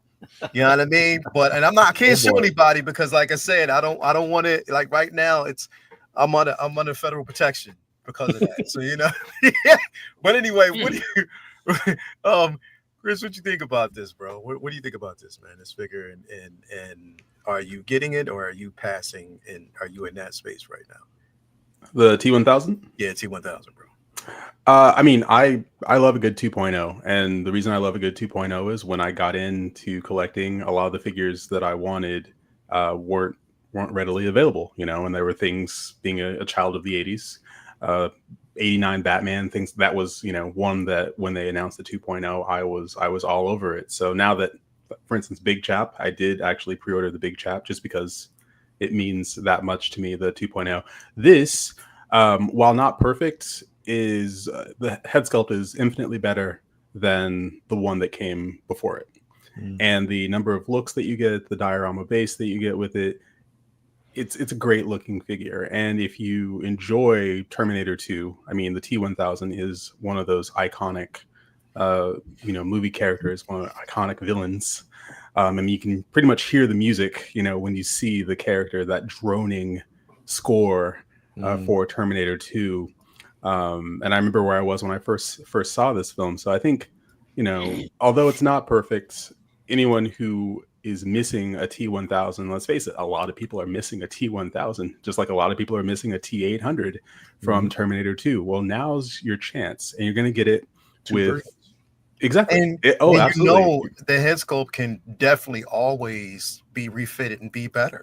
Like we can always make the head sculpt 10 times better, bro. That's just how it works in this space. Yeah. So hey, yeah. I kind of want this figure now. Where do I Ray, are you out there? Any of the Rays, are you out there? I need you to hook me up with this specific. It looks like a combination of me and John Travolta from or meat from Porky's. Damn. Porky's, bro. Damn. Anyway, Chris, this gotta be your cause. This has got to be your cosplay for like a New York Comic Con one of these years. Just like this. I just think it's got to happen now. It's absolutely got to happen. But no, I mean, hey, if you want the figure, let's face it, updated techniques, updated body, updated head sculpt. That's what you get with the 2.0. If you have the 1.0, most likely you've had it for a while and you've appreciated it for a while. So it's not like this came along and all of a sudden what you have is garbage. It's trash. That's not the case. You did get some enjoyment out of this. Now you might be looking at your 1.0 and thinking, okay, well, do I upgrade? Is it infinitely better? Or can I repurpose this 1.0 in any way, shape, or form? Then that's a choice that you have to make as to whether or not this 2.0 is that much better that you want to spend the extra money on it. But it's not like you've been swindled in any way, shape, or form when a 2.0 comes out, because let's face it, nothing we buy these days is the definitive anything.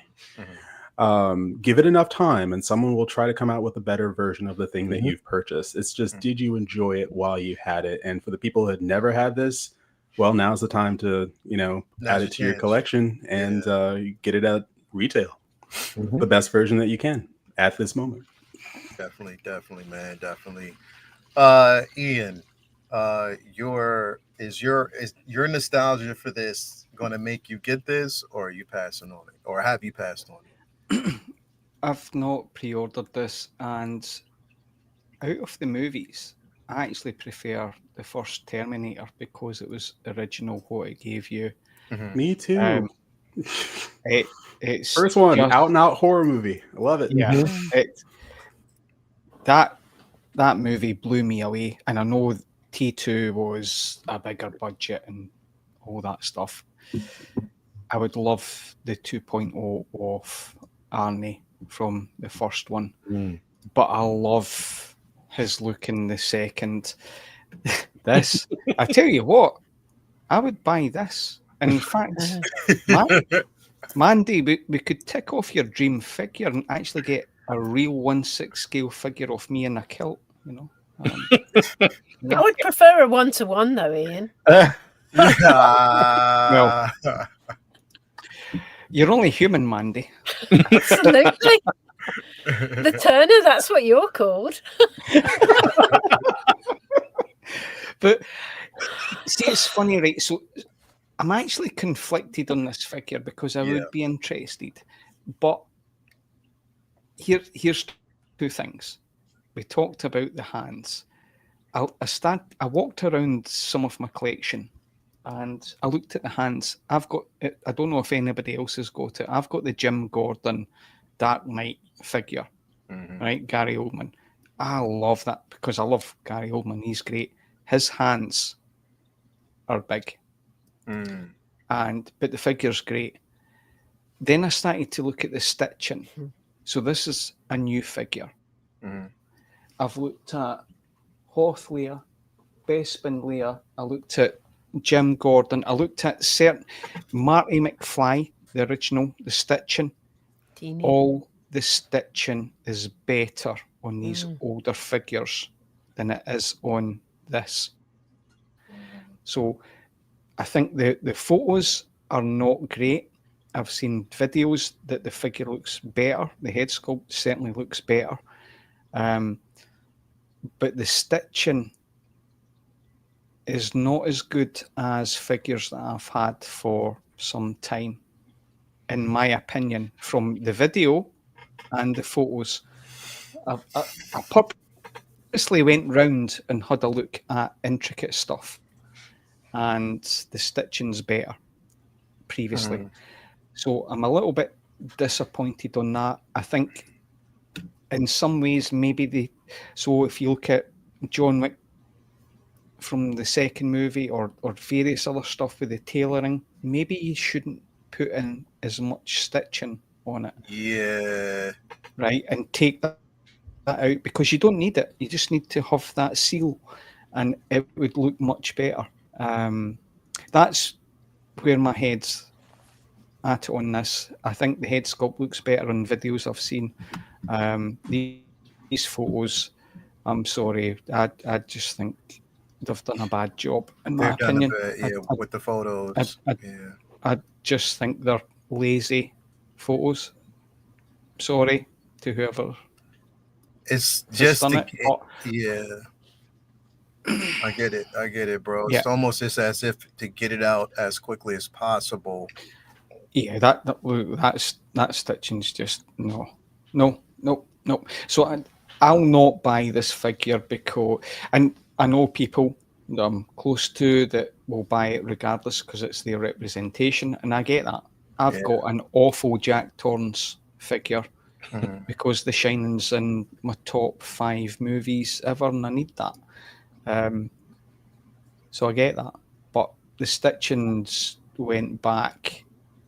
As I said, if everybody's got, look at Hoth, Bespin Lear, Jim Gordon, I could name numerous. If you look Jack at Nicholson the stitching, Joker 1.0, I mean, that's layers and layers, and it's just perfect. It's so much better from other figures, unfortunately. So yeah, that's disappointing. I was looking at this figure and I was like, you know what, the one, because it was in my head, I knew the scene that I wanted to capture, and it didn't require any of the appendages. It didn't require the jacket or anything. I want to recreate this one with the battle damage T800. The scene where he has the metal rod and he's about to stab it in his back, and just have Arnold, laying down there with his hand reaching out as if he's, you know what I mean? I wanted to recreate that scene on the platform, and that would have been the only reason. But I was just like, I know those hands, I would have to do it a certain way to kind of recreate that, you know what I mean? So, but yeah, it's like I've been conflicted all week since this came out. So I'm kind of living in that space as well, though, bro. It's funny, y'all were talking about stitching because I walked by a police officer the other day, but I slowed down and I was like, just looking at his uniform. I'm like, okay, let me. The guy was like, "Hello." I'm like, "No." I'm like, "Hello, officer." And I'm like, you just wanted to look at every part of him. I'm like, I'm like, okay, and then nodded and smiled, and the guy must have been so confused. I'm like, yes, not suspicious at all. Yeah. I'm like, what are these uniforms really look like? Yeah. Oh, okay. Attack of the Clones, Anakin had massive hands, though, didn't he? Yeah, I mean, he has. He's got massive hands. Bro, like, had big hands. Fucking, and that's what I keep going back to, bro. Like, even Cobb Vanth, those gloves are huge if you take off the gauntlets. You know what I mean? So it's just, I don't know. Maybe they're just having problems with hands and maybe just have to get better molds. The stitching, though, that is becoming a problem with them. Whereas before, it wasn't as problematic. You know what I mean? Now it is. And I'm just wondering why. And it is a lot in their defense is due to mass production. You know what I mean? The simple fact that you're going out and you're producing these figures at such a quicker rate. But again, I said this even on Wednesday, it wasn't on everybody's zeitgeist, man. They could have just foregone just releasing it right now and just wait until it was supposed to release to give yourself some time to fix these things. You know what I mean? Manny, what's your thoughts on this T1000? When I saw it, I thought, bloody hell, that's come quick. You get loads with it, but there's and like I say, when I first saw it, it's like, oh, I'd really like that. But then I pulled back and I thought, nah, it's good. There's a few things that, everyone's mentioned, the stitches, the hand. I love the idea of the metal boot coming, but they don't give you the piece of metal that matches the boot or a piece of plastic. Just an overlay cover would be good. So if you didn't want to use the fiery kind of base, the light up base, you could just have the, but I suppose you could source a piece of metal, you know, like teeny weeny, so it looks like it's good. You get loads and loads and loads, but after the initial like ooh and the pullback, I thought, well, I love this film. I do. I love this film, and I saw it at the cinema loads. And but then I thought, okay, what would I want from this film? Like, I love Arnold's character. I love him, but it'd be a Sarah Connor. So because if I got him, I'd want like an Arnold. And then it's a slippery slope again. So if anything come out from this film that I would buy, it's Sarah Connor. From like Big Chap looks brilliant. I know you mentioned him before, but I didn't get a Ripley 1.0. If they release a Ripley 2.0, I'll get Ripley. So I'll go for because there's never that many. I know we get a lot of like females, the characters are repeated, but there's never that many of my female heroes that are released, you know, even within art, you know, like where's Arwen, where's Galadriel, and I know they're quite slow. Even Daenerys, where is she? So I think with this, I can appreciate it. I can see the faults. I can appreciate it a lot. I like the body. I like the head sculpt. I like how it looks. You know, it looks spot on with the actor. He's just like, yeah, it's really good. But I'm just going to go down the line and be strong of heroines. You know, when jazzing do Wonder Woman, Linda Carter, yes, please. You know, if they did Bionic Woman, Jamie Summers, yes, please. I'm just going to try and stick with, even though I'll be tempted, stick with the things that make my heart go, I can't miss that. You know, whereas I love this, but I can miss it. It's ace. Gotcha. But yeah. Gotcha. Mandy, there's a company doing the Bionic Man theme. I think I saw it. It didn't quite look like Lee Majors, did it? No, it didn't. No. I bet Bob Dylan's got one. I bet he has. But yeah, like, I loved that show. You know, Charlie's Angels, I'd have to get all three, the original three. I wouldn't bother with Chris. She doesn't count. Not you, Chris. Her, Chris. No, it's just the original three. Because I used to cry and cry and cry when the series ended.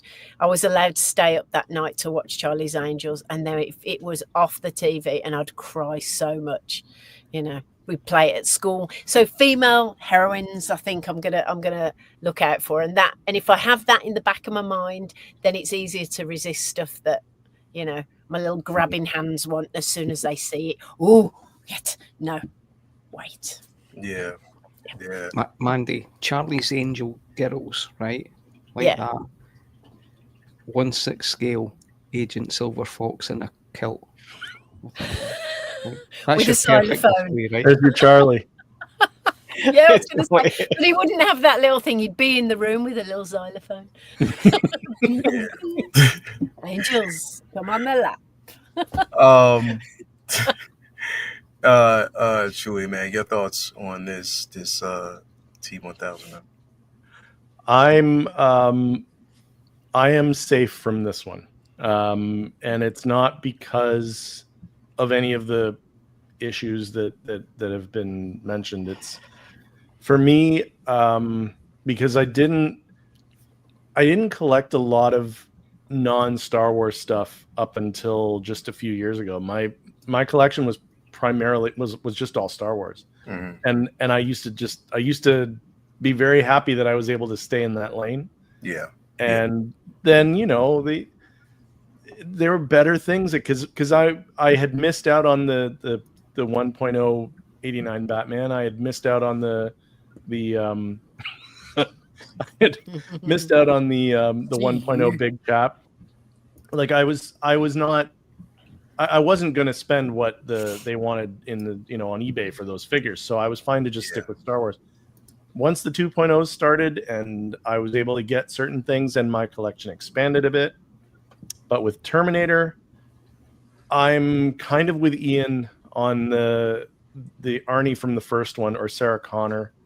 I do love this movie. This is one of those that I did watch repeatedly in theaters. And as soon as I was able to ever buy it for myself on VHS, I wore that tape out. I watched this movie a lot. Yeah. But I think the only figure that I will get from this line is going to be that battle damaged T1000. I mean T800. The T800, yeah. Just because it just looks so good, and it's a great figure representation of that moment. And if they were to release a Sarah Connor, I'd probably grab her too. But yeah, this one, they better get her jaw right. She's got a good jaw. She does have a good jaw. She has a strong jaw. Yeah. This one, I did pre-order it way back when it first got announced, because I was immediately going, oh yeah, I'm going to get this whole line. And then just over time, you rethink what you got a chance to think about it. Yeah. And I actually canceled it within just enough time that I got my NRD back. Yeah. So yeah, it was pretty quick. I realized that I didn't need this by the next day, and I realized that I had fallen for that. I got to grab this now before I don't get a chance. Yeah. And that was part of the reason why I just decided, you know what? No, I don't need this. If by some stroke of the way the stars align, if this one ends up coming to me, then great. But I'm not going to go out of my way for it. And if I don't ever get it, then I'm fine with that. I don't need it. Yeah. But I mean, it looks like Robert Patrick. It's a really good head sculpt. Yeah. It's certainly better than the 1.0. The 1.0 looks very cartoony. Yeah. But I am happy to say that I don't need to worry about this one. That you're not in the space for it. Yeah. Chris, you're not in the space for this. I get it, bro. But are you in the space for the Joker 1/6 scale collectible figure from The Killing Joke? Is this a space where you might say, I'm tapped in on this? All right, stop me if you've heard this one. But my wallet, my emotions.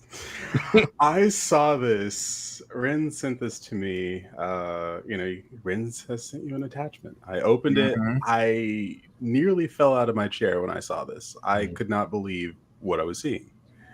And it was, for me, quite unexpected because, previously we were talking about the T1000 and, there were some certain critiques around that figure. And, I was like, okay, the T1000, I'm safe from that. That's not something that I'm going to be bringing home. This, on the other hand, this has got me thinking about all sorts of other figures, additional figures that could be on the way. This makes me think that we are one step closer to a Kite Man.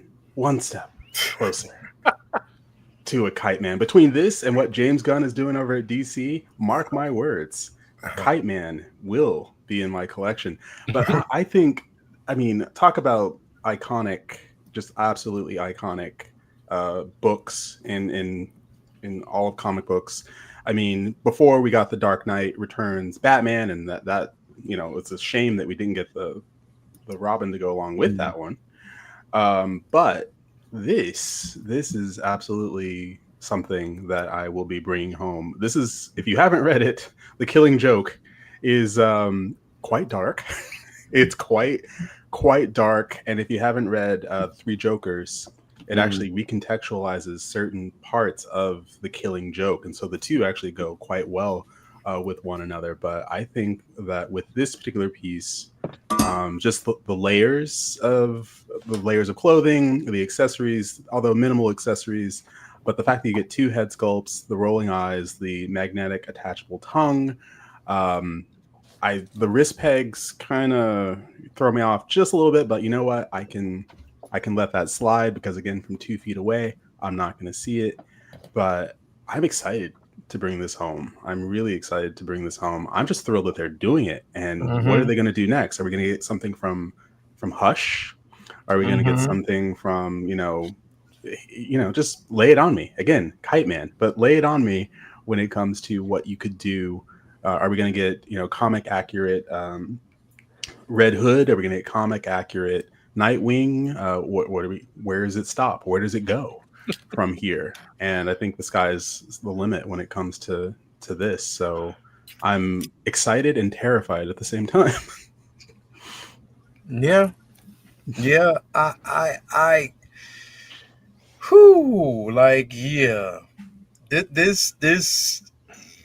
I'm just thinking of what we could actually get from this entire line in general, just even from, so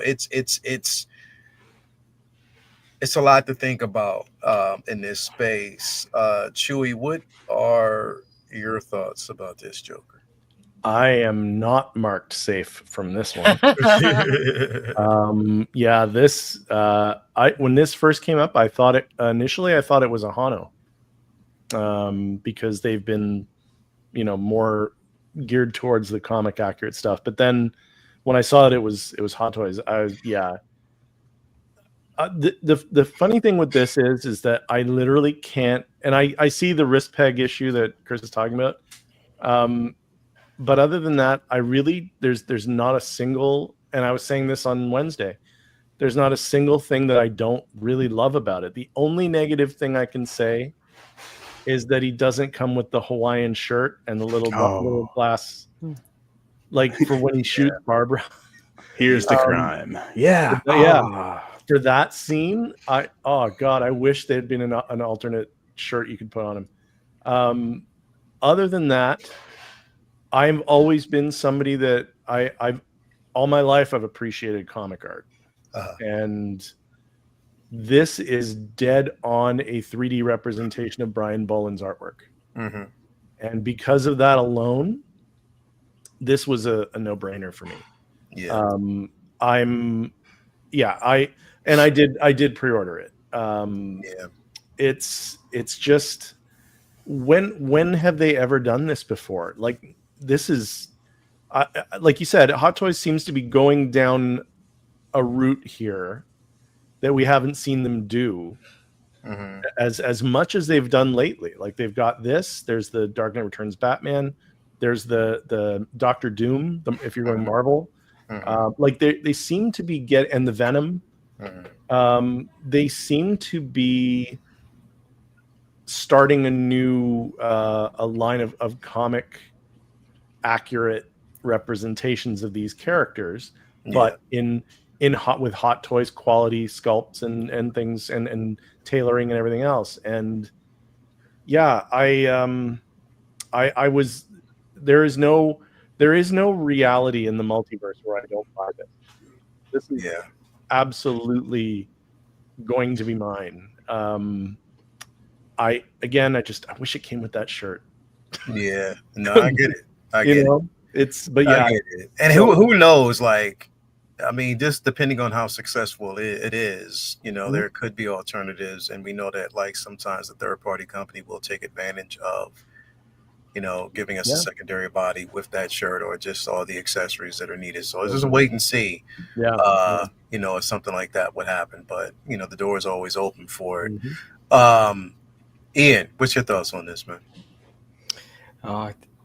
When this came out, I went into denial because I was keeping my comic stuff strict, and then I was like, I wouldn't collect DC comic. Not that I don't love it, but over time, I think I need to get this. It's not strictly accurate, right? The color of the purple and the gloves and that, you could pick up on that stuff, but my goodness, this is great that they're doing this. I'm just scared about Pandora's box of what they can do beyond this and stuff, what we can get. With this, and you open it up, but I can make this work. I've got 2 shelves, a set of side for comic stuff, and I'm not breaching that. I think this will come into play. I'm not going to pre-order it. I'll get it. It'll be there. That's what I'm saying. I don't think you have to necessarily pre-order it right now. It's not going to be one of those things that will escape. It'll be there for you. And as you can see, the crazy part about it is the display option. It's sort of like they're taking, they're challenging now Hano with the backdrop. You can see that, Batman Killing Joke backdrop behind it. It's crazy. That's where my head's at. It's like, where do you cross the line? Where does it become Hono and Hot Toys? Exactly. That's where it's tough, right? Where's that coming? I have to say, I mean, the teeth's not accurate from the comic or that, but I love the detail that's on it. I zoomed in and I was like, yeah, this looks great. Another figure, I was like, God damn it. Mm-hmm. God, see when you're strict and you go, this is my line, I like too much. That's my issue. I like too much. Yeah, bro. That part. It's a challenge. That part is that's the toughest part. That part right there is when it becomes too much. You know what I mean? When you like too much of a good thing in this aspect of it, and it's just like, okay, where do I draw the line? You know what I mean? Where do I say, okay, I'm done in this space? You know what I mean? So I get it. I definitely get it. Mandy, is it safe to say, in the words of Kelvin, pass? He doesn't sound as smooth as that. Well, in the words of Kelvin, it is a pass for me, but... And if he's listening, Calvin is the original Doughboy. It's not me. He's Doughboy. It's a private joke. I do like this, though. I really do like it. I like the eye closed head sculpt. I like the fact that you've got the magnetic tongue. But again, when it comes out, I know that I want it, especially if it's a decent price. It'd be like, oh yeah, because I've got a couple of Jokers, but then I'd want all the Jokers because I've got ideas straight away looking at it for photographs, and it's like, no, I've got the camera, I've got a film camera, so I could just do it myself. I just put a bit of white makeup on. I could do it myself, and then I could just look at myself in the mirror like this. So we're good. But I do like it. I like it very much. And it gives me hope. And I know Hano are doing 2 Rebels characters, but and Hot Toys and Hano, they're basically the same, aren't they? It's just so they can increase the price of Hot Toys. But it gives me hope that Kanan, Jarrus, Ezra, all the cartoon versions, which I couldn't resist because Rebels are right buried deep in my heart. So I can understand, you guys going, oh my days, look at him, because he does look fantastic to somebody that hasn't read the comic. He still looks like, oh, I would like this. I mean, look at that. It's just so cool. But it feels good to kind of step away from the realm of the movie masterpieces. You know what I mean? And get into like just more comic accurate renditions of some of the most iconic books and storylines. So yeah, it's brilliant. It's a beautiful space to be in. Moving on though, I want to get into this here because Ian, you said something a few days ago that the more you look at this figure, the more you want it. You did say that, and it's documented, and I actually screenshot it. You did say the more that you look at this piece, you want it. So has that changed, or is that still the space that you're in right now? Man, that I ordered it on Saturday. so let me provide context. I love... Look, Deadpool and Wolverine movie has flaws, but it's hugely enjoyable, and I love Deadpool. If anybody doesn't know me, I just love nonsense and jokes and all this stuff, right? And this looks like me, Lucy, and the kids dressed up. This is us, right? We just have so much fun, and I said I would only get I've got the 2 Deadpool figures from this movie, and the battling one, and I've got Wolverine coming. Where the fuck is it, Howard? So I thought, yeah, that's me. And the more I looked at it, and Tia, my oldest daughter, came down, and she was over and we're talking, and she went, "What's that?" And I was like, "She went, you got to get that. That looks like you and me when she was young, and we just used to have just ridiculous fun with the water pistols. She had water pistols like this, and I thought, the more I'm looking at this, so I ordered it. It comes on Tuesday, so. But now, because I've got everything else, Lady Pool. I didn't want Lady Pool. Now I feel now like you got because now God you got to go and get it. God fucking damn it, Lucy's like, where am I? Where's my representation in this? Get that. Did you get it? I ordered it tonight. What?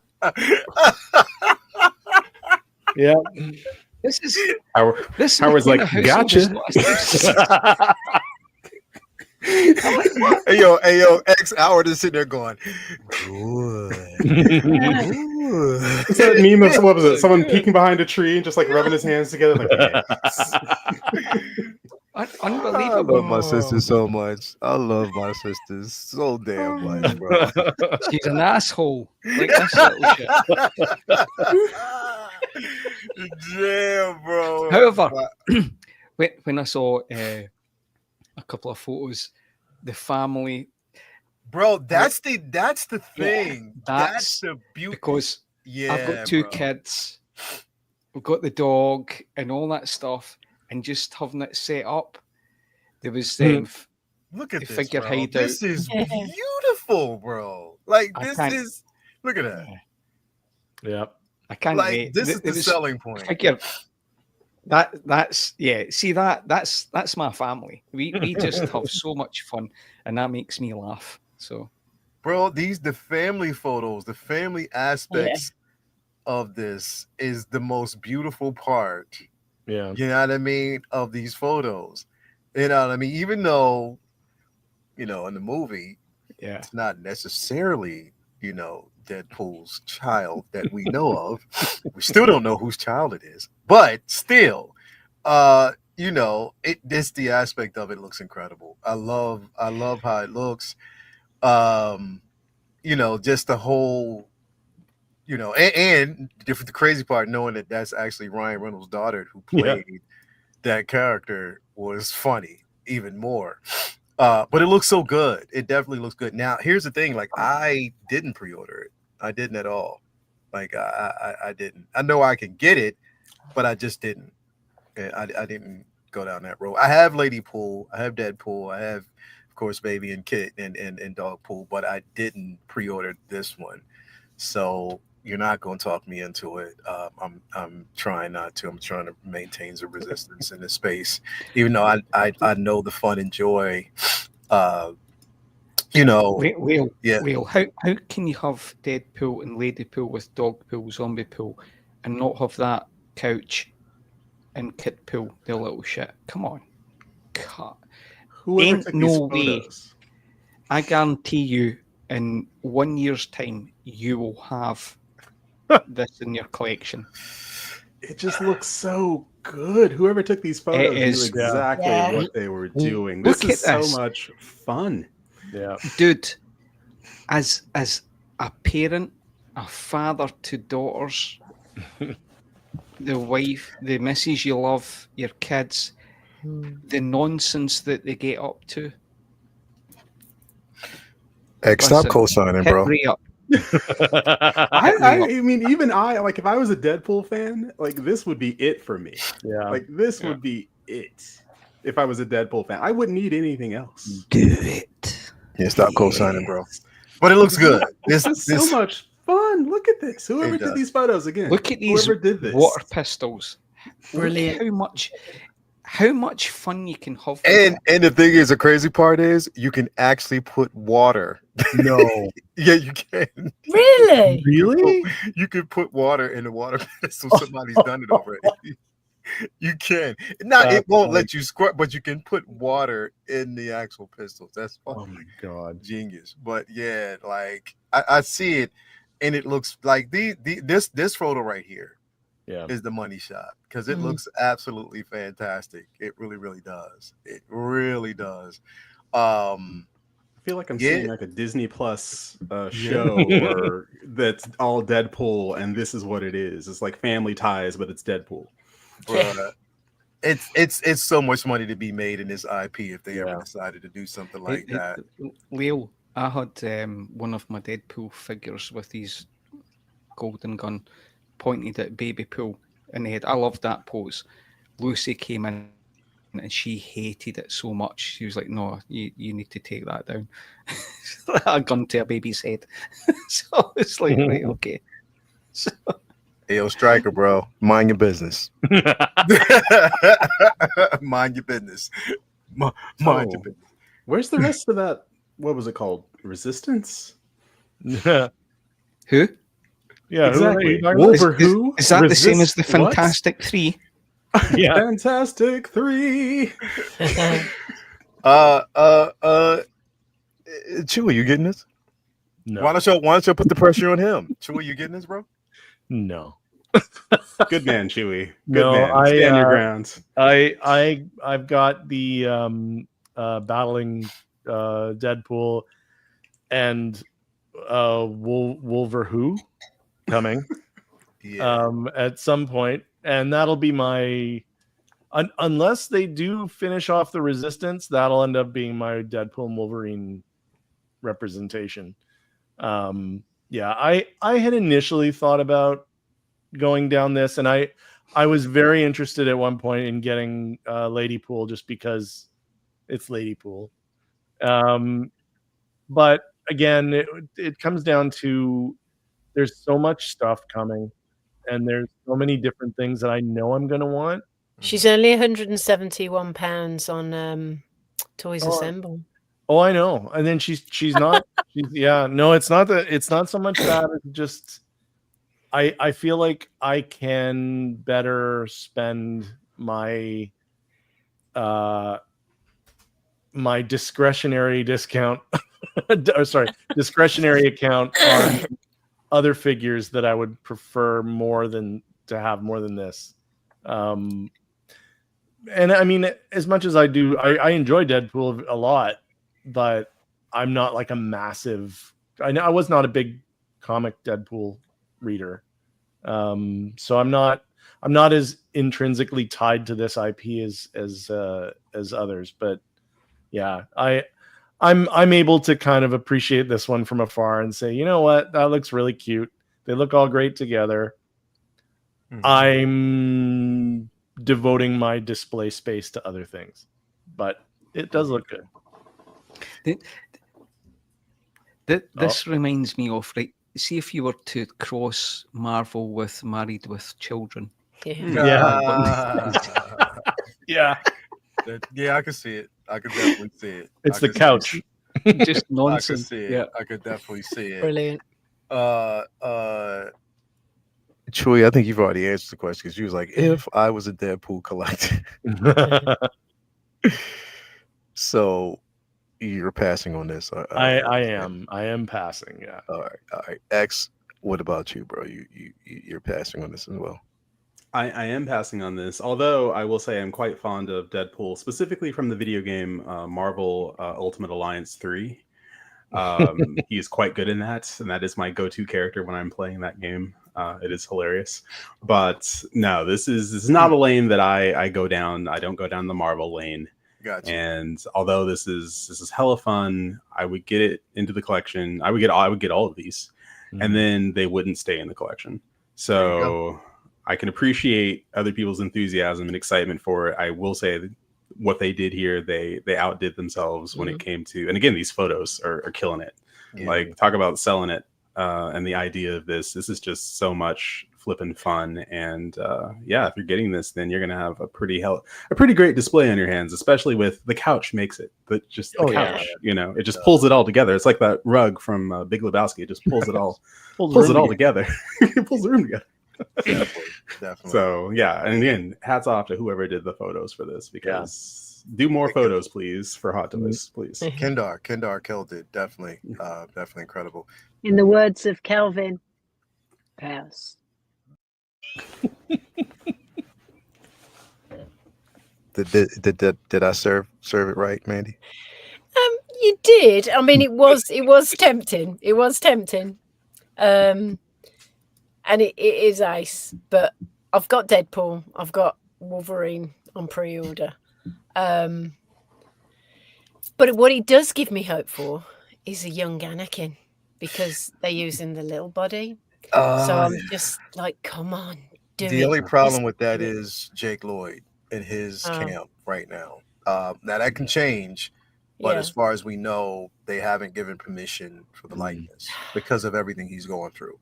So, you know, and I know somebody mentioned, well, you know, Black Series and all these other companies. Yeah, they've done it, but they've done it without directly focusing on his likeness for say. You know what I mean? So you can get away with that, but when you're trying to have a movie accurate version, that's completely different. You know, that's completely different. And there was even a company that kind of like removed it because of his camp. So again, who knows where it's going to go from there, but that one is going to be a tough draw. That one right there is going to be tough, but we'll see in the future how that goes. It's just that right now it's really tough. So I get it though. I'd buy an Anakin and a pod racer. Hell yeah, that's what I'm pushing for. You know, you never know. Real quick, we're going to go by this one real quick just before we end the show, because I wanted to kind of talk about this, because again, Ian, you talked about it earlier when it came to like clones and stuff like that. We have now again the ARC Trooper Echo, you know, which again, you know, 5s is already out there. As a matter of fact, I got a notification from Ray that 5s is arriving soon. And then we have Echo. We know their stories and how they're tied together. Is anybody on this panel getting Echo along with 5s? Yep. Chewy, both of them. Yeah. Both of them. Named clones are the ones that I get. If they've got a character like a name where they've had a story arc or something like that, and 5s and Echo probably have the best story arc of all of the clones from Clone Wars. And they've all and that's not to say that others haven't been great, but these two, it was both so well written and heartbreaking, and you know, they've been through it. And I mean, the thing is that once you get these two, then so it's with Echo, 5s, Rex, Jesse, there's another one. There's 5 ARC troopers. And you'll have all 5 ARC troopers. And those are like the Green Beret. Those are the commandos of the clone of the clones. And all of them together. Somebody put a picture up. It might be in this set. I'm not sure. But someone put a photo up of all the 5 of them in a row. And that's what I want to do. I want something like that because it looks so good. It's part of why I didn't get the Rex from Ahsoka, because he wouldn't match with these. Because the blue is different. And that's why I kind of held off on getting. That's me too. I didn't get that one because I already had the one from. And it just made more sense. And plus, that's the one that came with the head sculpt. So I'm cool with that. So I'm definitely getting this. It was pre-ordered a long time ago. It looks amazing too, man. He's been paid off for a little while now, so I'm just expecting to get an email at some point. To go along with all the other ones. Just seeing him and 5s together is going to be incredible. I got 5s, Travolta Trooper, but you look at him, you think John Travolta every time. But I didn't get Echo because again, I can do that. I'm strong enough to do that. I just had the way they both looked together. Yeah, they look cool. Like they look like, again, it's that definitely. But yeah, I get it, man. Anybody else or no? We passing on that. Pass. Yeah, it's a pass. Definitely Sad pass. I don't understand sometimes how people can. It's some people who have that army building mentality. I get it, but at the same time, like there are people who have like 10 of the 501sts or 20 of the. It's like these things are each like $350. Yeah, that's why army build. They're not the little, $8 Kenner figures where you can buy like 100 of them. Nope. That's why I stuck with the whole sentiment of Ruler 2. Yeah. Ruler 2, and I'm pretty good with that. That's what I do too. I'll stay within that realm, and I'm straight. But yeah, man. That's it. That's it for today. Like I said, I mean, great discussions all around with everybody out here, man. I mean, I think Ben Thomas is going to be doing Let's Get Nuts like later on, so definitely want to watch that. But yeah, man, thank you guys out there, for being here with us this incredible afternoon. It's Agent Silver Fox. Besides making my life a living hell, what else you got going on, bro? Listen, it is an eternal task to make your living leave hell. Right. Blame Jesus, blame Allah, blame whoever you right. I've been dropped in on a capsule.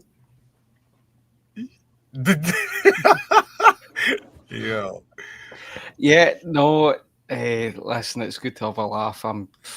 Work's stressing me out. I have 2 funerals this week.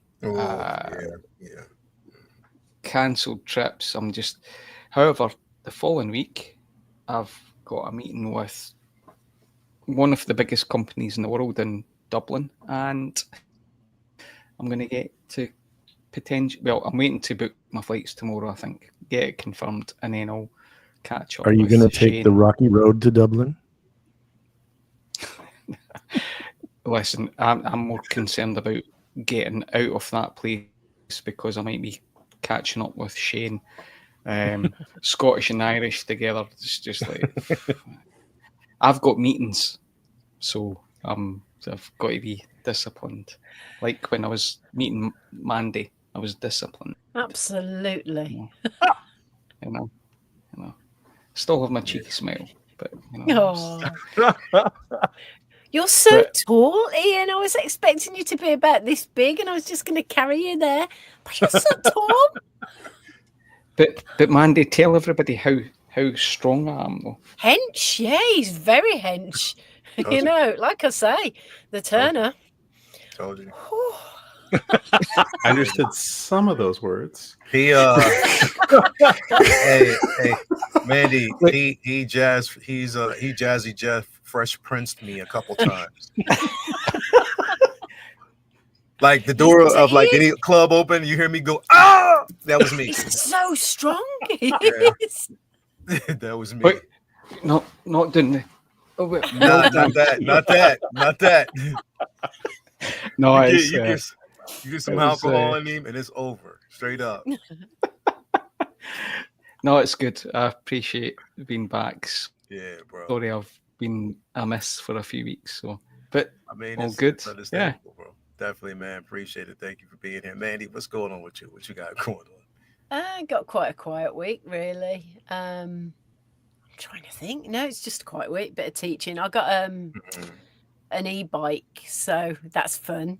That's fun to ride. So the cycles to work knock about 10 minutes off the time. It's like that. Look at me.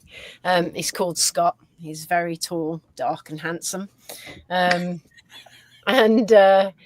Just a normal old week. No, nothing. Just catching up with a few friends, doing a bit of teaching. Summer's always pretty quiet for me anyway, so I should probably do some sort of chorey things this week, get round to it, but like I don't want to, so I'm not going to.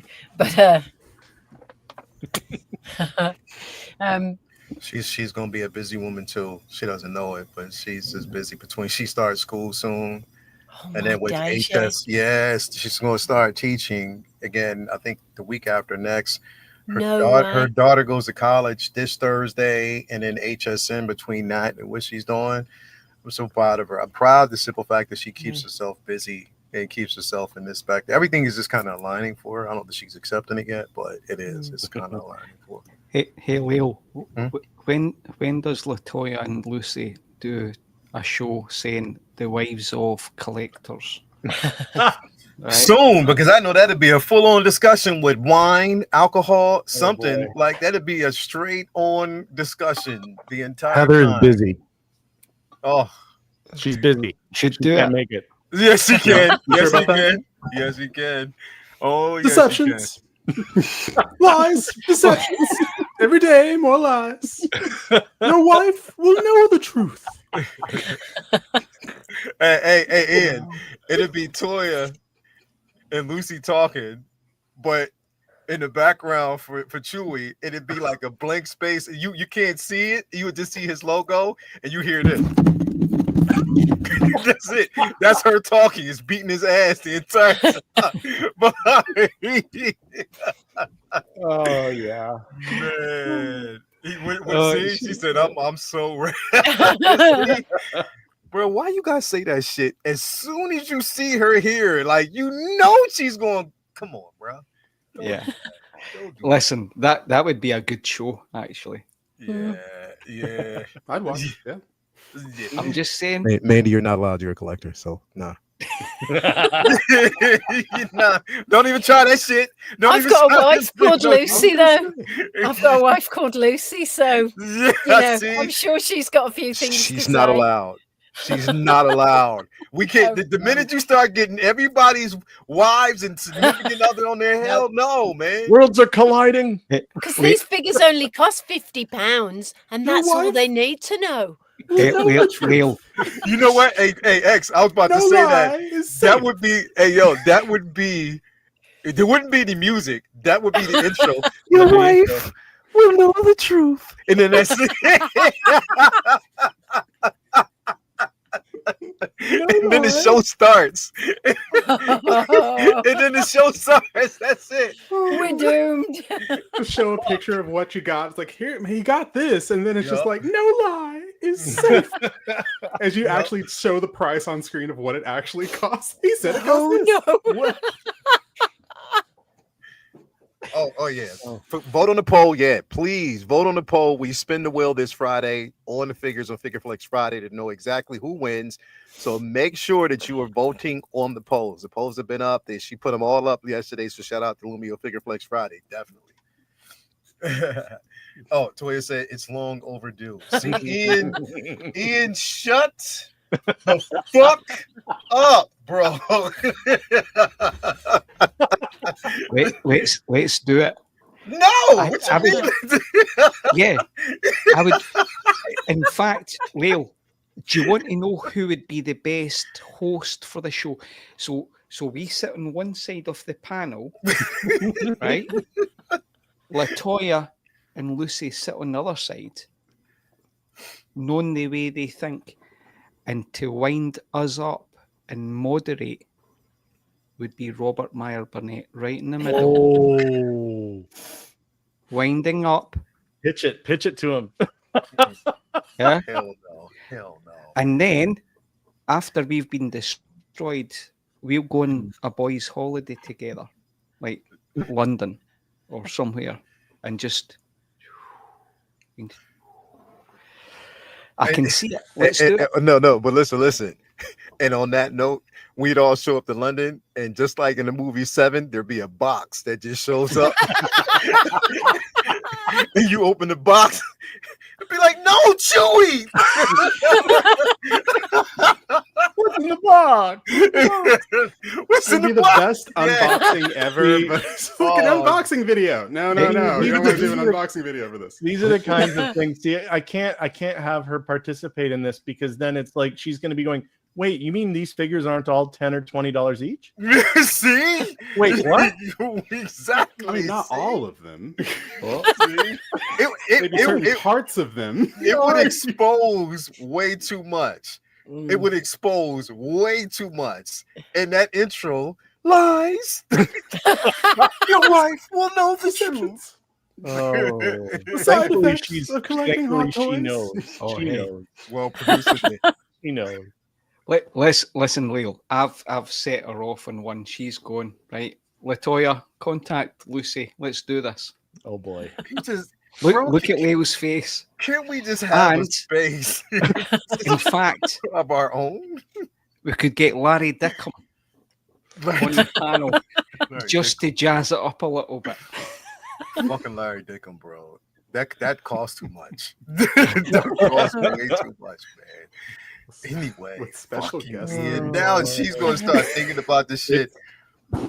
Manny, thank you for. It's gonna happen now. It's gonna happen now. Anyway, who's next? Who's next? I don't know. I think this is coming together really well. Like, what if we got Larry Dickham to go to Ray's shop and just follow him around Ray's shop with a cigarette hanging out? It's just gonna be great. Oh man! Wow. Latoya, love you. Let's get it done. You know my agent. You want to collect figures? Your wife's gonna beat your ass. That's a good way to cut down, isn't it? Uh-oh. There you go.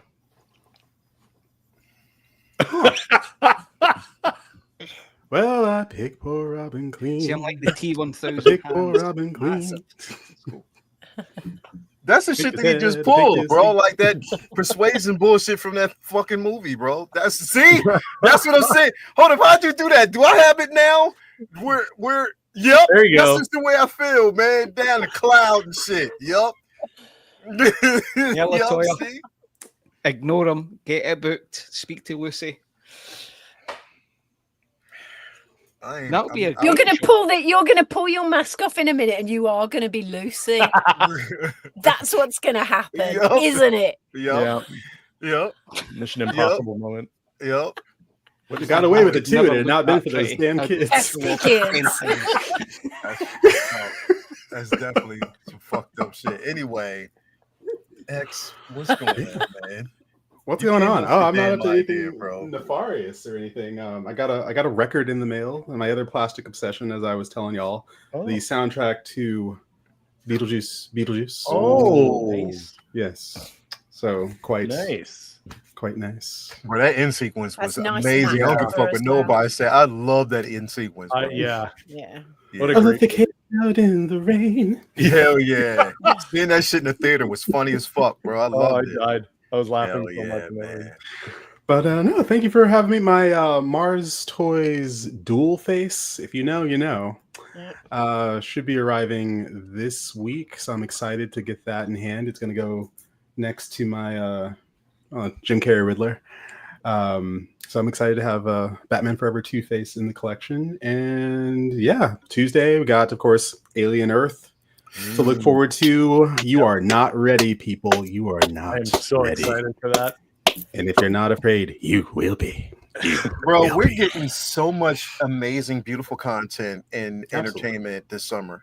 Like literally, it's just been a great summer for movies. It's been a great summer. I cannot for shows. wait. I just finished Wednesday, the first half of Wednesday the other day, but because the second half comes in next month. Mm-hmm. So it's fucking dope, bro. I love it, and she is the perfect fucking Wednesday, bro. She's so good. She's so fucking good. Like it's amazing, bro. I cannot wait. I cannot wait. A banger. I mean, you think about it. Maybe it started with Sinners for you, or maybe it started with Andor season 2. But everything after that has just been just incredible. Speaking of Sinners, weapons. Speaking of Sinners, they asked Ryan Coogler, would there be another one? He was like, no. He said that's just the way it is. It was supposed to be that movie. He said, though I am dipping my toes in horror in other spaces. He said it's just this was the movie that I wanted to basically tell, and it is, and it's finished. We leave it in that space. He said he doesn't want to impede on its level of perfection for him.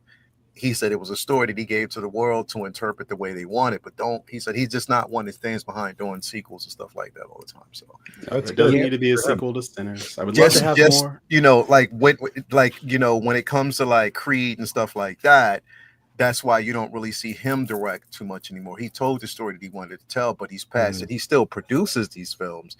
He said, that movie will not be. Sinners will not be there won't be a sequel to that. No. And much like Ian, I have the 4K of that, 4K. And it's amazing. 4K. I could hear Brian. Weapons. It was incredible. Probably my favorite film of the year so far. That's the way he says it.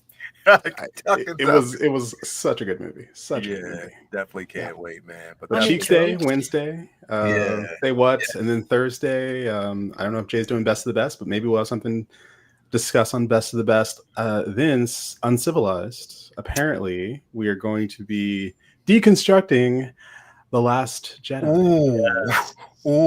That's going to be. I imagine will have no controversy. Did I say that right?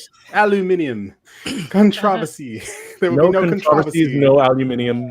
That will be a little bit salty. Controversy. That, bro, what you mean a little bit? That's just gonna be salty as fuck. Like, ooh, man. Like, I can't wait to hear Vinny go on about it. We'll all have our glass of blue milk or whatever color milk that wonder where it came from. Now you know. Yeah, I might make a glass of blue milk for real. We'll have our blue milk. We'll put on our headbands from Battle for Endor and call it a day. That movie just had me mime. Anyway, Chewy, man, what's going on, bro? What you got coming up next? Well, first of all, once again, what a wonderful way to spend a Sunday. This is awesome. Again, great to see you guys again. Mandy and Ian, both of you haven't been around for a couple of weeks, so it's good to see you both. Because Lyle didn't send my wages for the past month. Wait, you get paid? Lyle? I get paid too. I'm gonna have to do that cornbread was doing. I was like, come on. You don't get paid? And Latoya will emphasize this watch. Oh, look, it zoomed in on him too. Look. Yo, it zoomed in on him. Why is away? That's some bullshit. Wow, wearing pants. I'm impressed. Wow. Tom Ford, Gucci. If you're watching, the way the camera zoomed in on you just now was almost like AI. It didn't look like like those AI videos. Somebody jumps up. I was did. Oh, fuck. That was incredible. But 50 feet still smooth. Anyway, so I got Fan Expo coming up in Toronto in a couple weeks, so I'm just getting ready for that.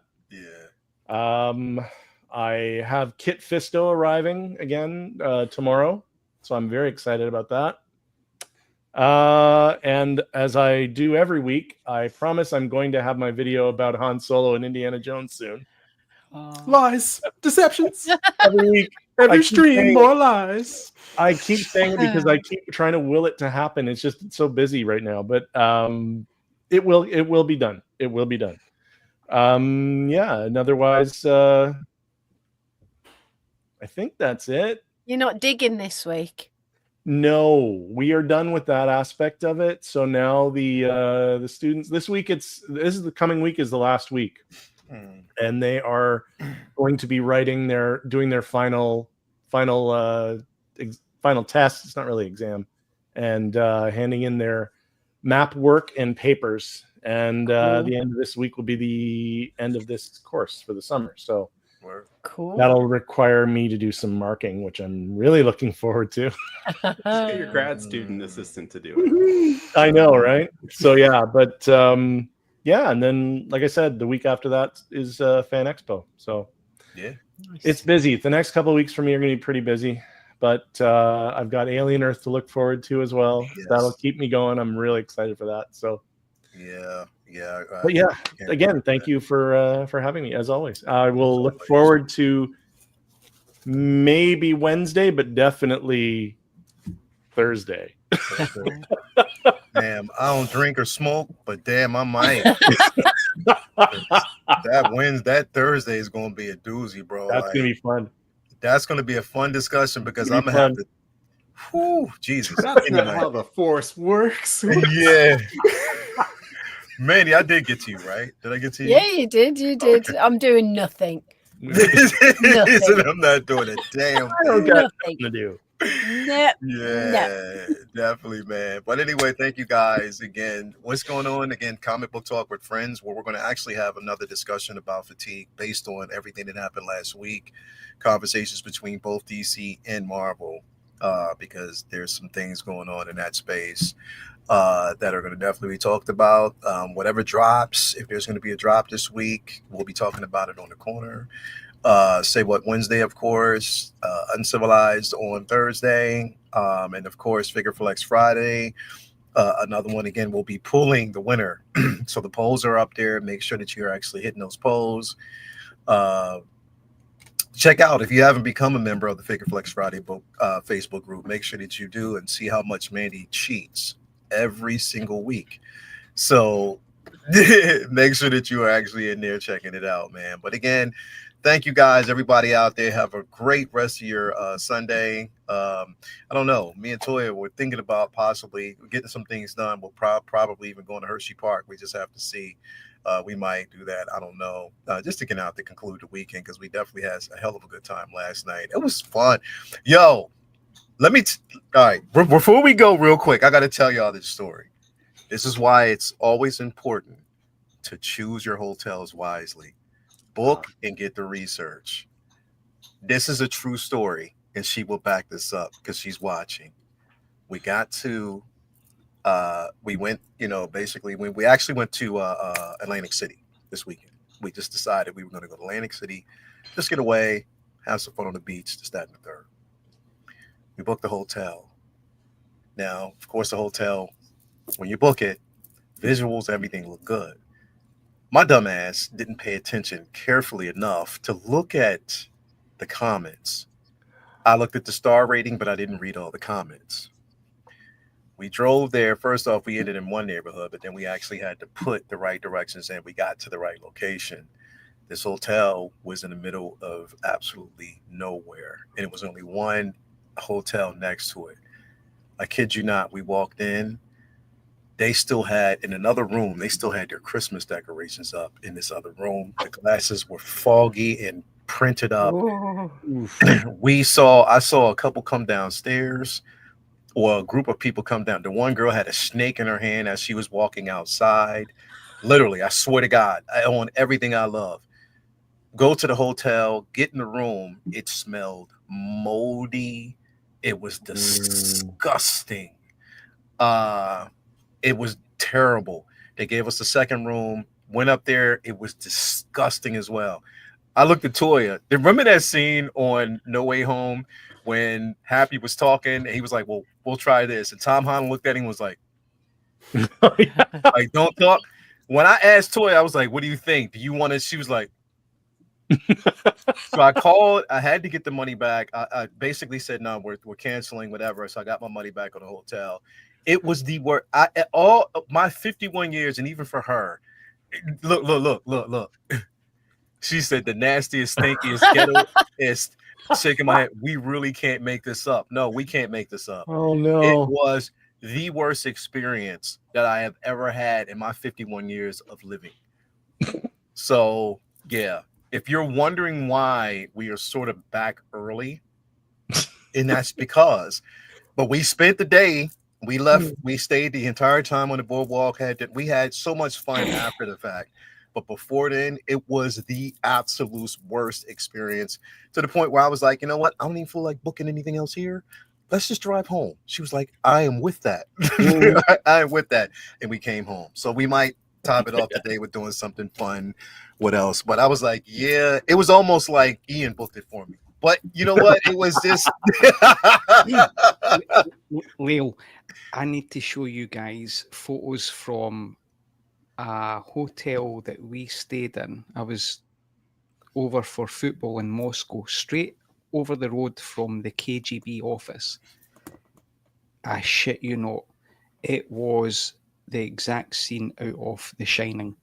So, see, hell no. So, that would have been something X would have done, but not me, because X is morbid. Go ahead. Man, like, so one of my best mates is ex-SAS, right? He served with Bear Grylls, right? And listen, this is another story. In fact, you need to super chat if you want me to divulge. I have a shit ton of stories. So oh my god, super chat, we'll do this. Yo, that. I think this would have beat it though, bro. We'll have to. This would have beat it, bro. Discussion for another day. Yeah, this would have beat it. Anyway, thank you guys, everybody out there, for being it. Just choose your hotels wisely, depending on where you go. Use Trivago. Don't want to end up in the wrong neighborhood in Atlantic City. Yes, yo, let's literally. I'm not going back for a while. I told her to make up for this particular trip. Next, where we're going to go is probably either we're going to go to Ocean City, Maryland, or we might go to Virginia, or we might go somewhere else. We should have went to Rehoboth, but we're going to go somewhere else. That was, oh hell no. She said drugs and prostitution activity evident. The reception desk was behind bulletproof glass. Yes. Oh my life. But if you would have saw the hotel you see the photos, you'd be like, yo, okay. That's a red flag. Yeah, nah, bro. We was like, yeah, we out. We're out. We're definitely out. Hell no. But anyway, thank you guys for being here. Another great show. We will talk to you guys next week, same time, and all that good stuff, man. Again, love y'all. We are out. Have a good one.